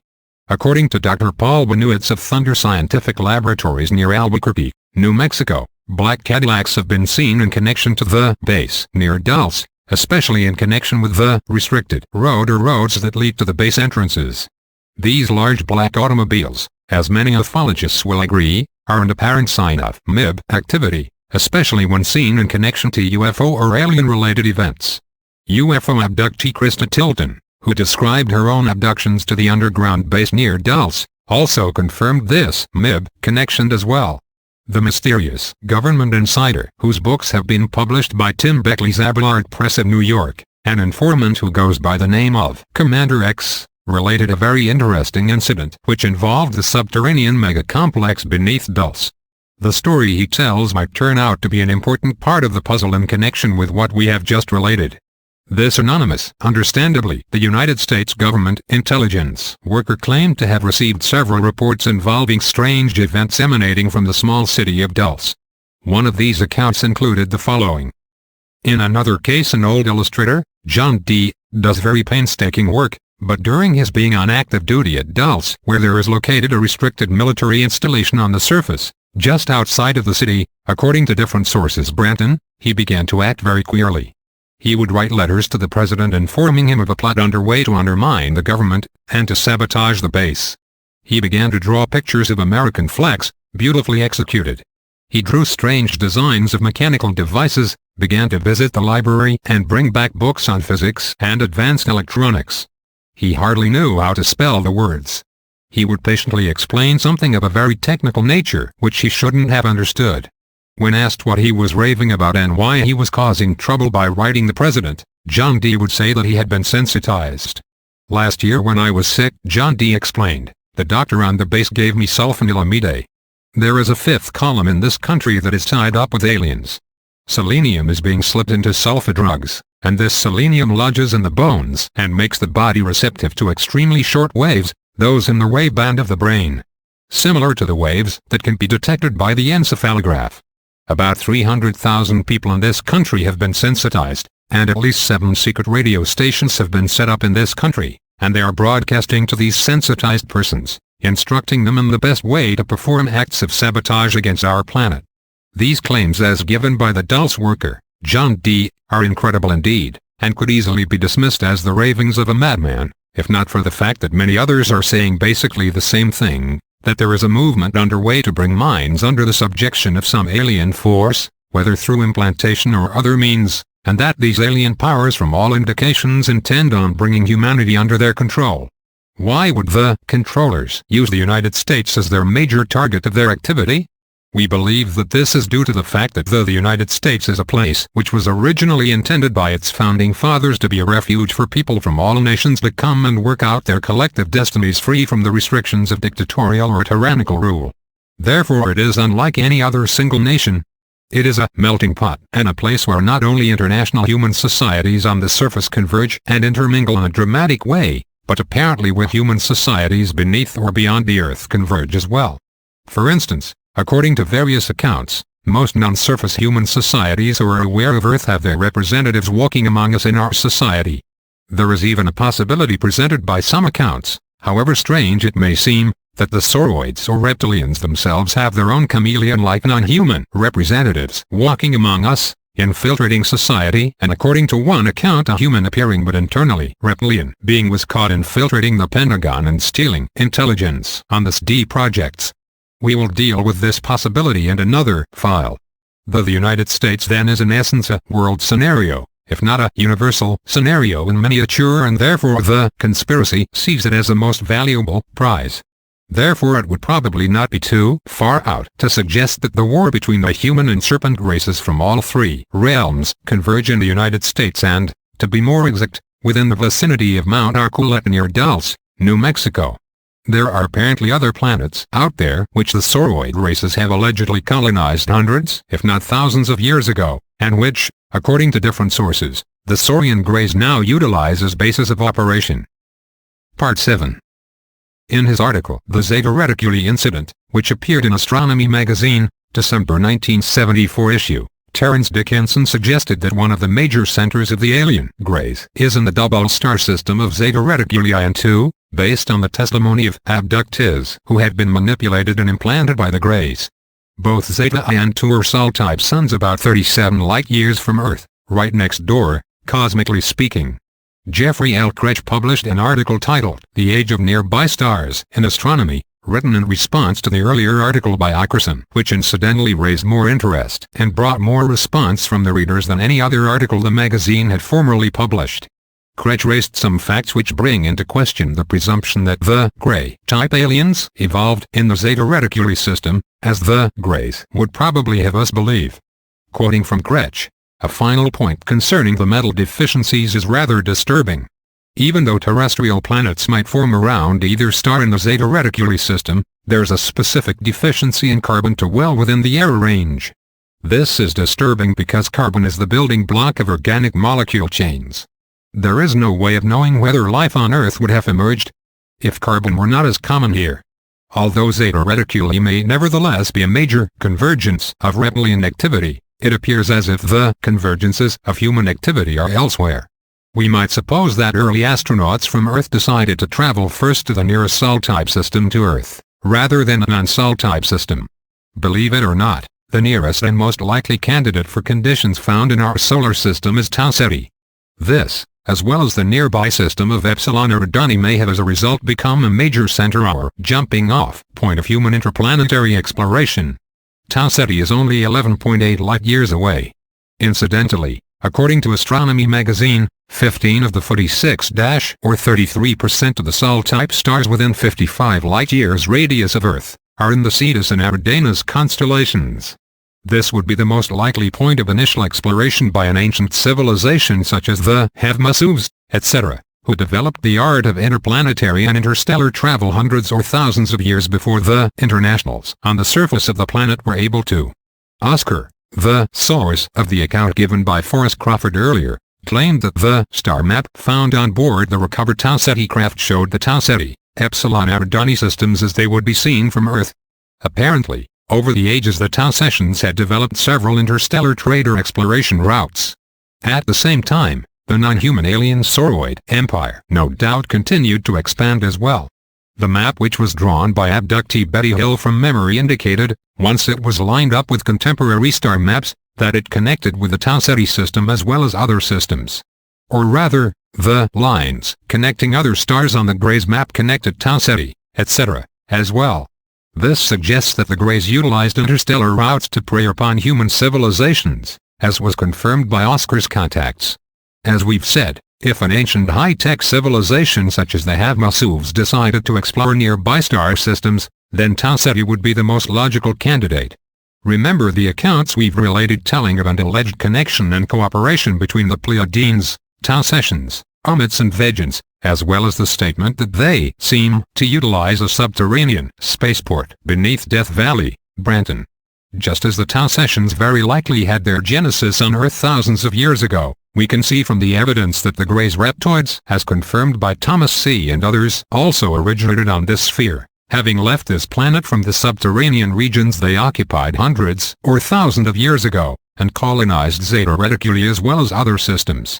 Recently we received word from researcher Jason Bishop, who is in contact with several individuals who have been victims of Grey and reptoid abductions and implantation, as well as different people associated or formerly associated with the Dull Space, that certain sources have informed him that the Draco takeover of the Earth's surface cultures is becoming overt, no longer as covert. 1992 to 1999. 1993, money would be worthless at present rate of change, and implants will be triggered. 1995, lots, 25% of people on Earth are scheduled to die or disappear, food of the gods. The latter, disappearance, is not to be confused with the rapture, which will be a divine rescue of the followers of the Lamb. According to Jason Bishop, the plan which the Sauroid infiltrators invaders have established is in the process of becoming a reality, unless of course some miraculous event takes place which hinders the plan from being carried out as scheduled. Branton. A recent update from the Dull Space defector Thomas C. reveals that the early American leaders, possibly after discovering various subterranean facilities like those beneath Washington, D.C., learned shortly after the founding of the nation of the existence of the subterranean city of Telos. Beginning with Grover Cleveland, Thomas C. alleged, every president in the United States history had visited Telos City, except for Taft. Taft, incidentally, was an excessively large man, which might explain the reason why he didn't make the trip. In Jim Brandon's book, Weird America, E.P. Dutton and Company, N.Y., 1978. p. 58, we read that Dr. John Thornton investigated ancient glazed tunnels under Washington, D.C., which the Founding Fathers were allegedly aware of, and over which several important government buildings in the capital city were constructed. These tunnels allegedly led to deeper underground systems beyond. Could these have been instrumental in bringing the American and Telosian governments together, or did these presidents utilize another entrance? We could probably say that a lodge or hidden government exists consisting of both American and Telosian delegates. Whether such a delegation is strongly or loosely tied, it would nevertheless be necessary to orchestrate such visits to the Telosian capital. Apparently it may have been this American Telosian delegation which made the original encounters treaties with some of the Greys, whom they at the time assumed were benevolent. Note, Could this delegation also include MJ-12 and the Benevolent groups who are jointly working together against the Greys within the Nevada military complex, according to Yellow Fruit? As we've seen earlier, this same group, after having been burned by these creatures, had apparently become aware of their untrustworthy, deceitful and infernal nature, as well as the fact that the reptilians from all indications intend to take over human society. The following areas are sites where conflicts between the human and serpent races have reportedly taken place, as a continuation of the ancient Yath Wars. Is the Hebrew name for the ancient tree near which, according to tradition, the human and serpent races first came into conflict, Dulce, New Mexico. Site of the Dulce Wars, which broke out within the subterranean megacomplex itself after the insidious nature of the aliens became apparent. Human government scientists, possibly working with other societies, blondes, etc., allegedly discovered the remains of thousands of human mutilation victims in cold storage in extremely deep and remote levels of the complex. Dracos, reptoids, chameleons, iguanas, and greys are some of the reptilian saurian mutations encountered in this underground facility. Nellis Range, Nevada. Covering S4, Dreamland, Mercury, Blue Diamond, Nevada Test Site, etc. MJ-12 and the Benevolents allegedly work here together against the Saurian Greys, which are concentrated largely near deep springs and in deep cavern levels miles beneath southern Nevada. The subterranean megacomplexes are varied and highly compartmentalized. Upper levels of this megacomplex are in human control while, as at the Dulce subsystem, lower levels, some of which allegedly descend over 30 levels underground and intersect with extensive cavern systems below, are controlled by the reptilians, reptoids, chameleons, iguanas, greys and other grotesque reptilian beings. Controlled humans also work in the lower levels. According to sources, everything here is way out of control, and the situation is such that when a test site worker learns too much about the alien activity and the infiltration of the lower levels by saurian beings from below, they often end up dead or missing. The security clearances and extreme secrecy involved in the reptilian-human interaction as well as the compartmentalization works in the favor of the reptilians, making it easier for them to neutralize any human who discovers their true motives for establishing joint interaction with government officials, namely, the ultimate subjection of the human race. Mount Shasta, California. Originally an antediluvian outpost and later re-established by early post-diluvian explorers. The inhabitants are usually 6-7 feet tall blonde humans, possibly a combination of ancient Grecian, Neo-Mayan and Dor East Indian and other heritages. Their society apparently came in contact with the ever-expanding reptilian empire, and like many other societies, our own American society for instance, they at first were led to believe the benevolence facade utilized by the reptilians. A similar parallel or reverse scenario can be found in the reptilian-controlled Dulce, Arcoleta underground complexes which allowed human ambassadors workers limited access after the base was discovered by government agencies. Most of these workers were later implanted and came under the control of the Saurians. These humans mistakenly assumed that instead of declaring war against the aliens within this and other bases they could instead formulate a mutually beneficial treaty, in essence throwing their pearls before swine and through blind faith entrusting the reptilians with certain accesses to human society. They entrusted these creatures with the supposed benevolent abduction and study of human beings when in fact, as the government later discovered, the Saurians continued to permanently steal thousands and perhaps tens of thousands of human beings, as well as engage in other hidden atrocities. In time it became apparent that the humans Telosians, Elanakim, Sasquatch, diminutives, etc., converging at Shasta, etc., and reptilians, converging at Arcoleta, etc., could never coexist without the humans losing all self-will of their own, due to the reptilian desire and in fact instinctive drive to completely conquer and subdue the human race. Thus the Dulce Wars and the resulting standoffs. According to Thomas C. the original owners of the planet which the Sauroids Greys claim to be and so they would have us believe, and their infernal paraphysical allies who operate in the physical realm via biogenetically engineered physical forms, are going to wage war on Terra with the L race and the owners. The owners would be us, one would assume. The Ls or human giants are just like us physically, but anywhere from 9 to 11 and in some cases even 12 feet tall. They have allegedly been encountered within large cavern systems deep below Alaska, Oregon, California, Texas, Mexico, etc., and are allegedly capable of interstellar travel. There are indications that the Agartha civilization and the Mooneyes, both referred to earlier in this file, are involved with the activities at Mount Shasta as well. Salt Lake City, Utah. According to various accounts, an ancient system of tunnels and caverns exists below this area. As in the case of much of Nevada, a large percentage of the water in this Great Basin area cannot escape to the Pacific Ocean, but instead seeps down underground into huge subterranean systems. According to various sources, these underground systems may have at one time been largely under human occupation. These caverns were apparently and eventually infiltrated to a large degree, though not entirely, by reptilian influences. Certain controlled Daramid-type human groups who are being manipulated by the Saurians seem to exist there as well. Also, certain human resistance groups that are opposed to the reptilians seem to occupy some of the underground systems also. Dixonville, Pennsylvania. Sometime during the 1940s, 15 miners turned up dead or missing underground after breaking into an ancient tunnel of unknown origin. Claw-like marks were seen on some of the dead miners, while others were never found. One eyewitness, according to an article by Stony Brakefield, which appeared in the July 14, 1974 issue of the Pennsylvania newspaper News Extra, reported seeing a grotesque hominoid creature which was totally alien and not of this world. To put it simply, the battle between the human and serpent races, as prophesied in Genesis chapter 3, verses 14-15, and in Revelation chapter 12, is becoming more intense as time goes on. As the close of the century comes upon us, what lies ahead of us in the future? Is it possible that if enough people are warned that they may be forced to set back or postpone their move until a later date? Whatever the case, we should not just sit by and wait to be conquered. As one man once said, the best defense is a good defense. Our Creator originally ordained humanity to be overseers of His creation, but man has allowed to a large extent the serpent or the beast to steal this divinely decreed authority from under him through deception and occult and technological manipulation, and in some cases, even overt invasion.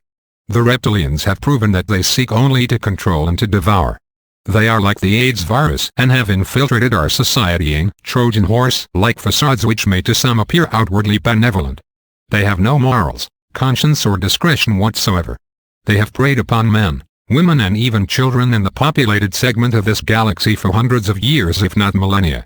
They seem to conquer for power's sake alone, and they will corrupt and rape this entire universe if given the chance. They are as unnatural as cancer and they must be stopped. For ages, the evil one in the conspiracy he controls has been identified by the symbol of a reptilian serpent or dragon. On the other hand, those who have resisted the beast, often being oblivious as to its actual nature, have been identified with that great and powerful personage who is symbolized by the Lamb, or the Crimson Ram, the true Messiah or Christ, the man-God who above all else possesses the power to defeat the ancient dragon. Of him it was written almost 2,000 years ago, in the 5th chapter of the book of Revelation, "And I saw a strong angel proclaiming with a loud voice, Who is worthy to open the book, and to loose the seals thereof? And no man in heaven, nor in earth, neither under the earth, was able to open the book, neither to look thereon. And I wept much, because no man was found worthy to open and to read the book, neither to look thereon. And one of the elders saith unto me, Weep not, behold, the Lion of the tribe of Judah, the Root of David, hath prevailed,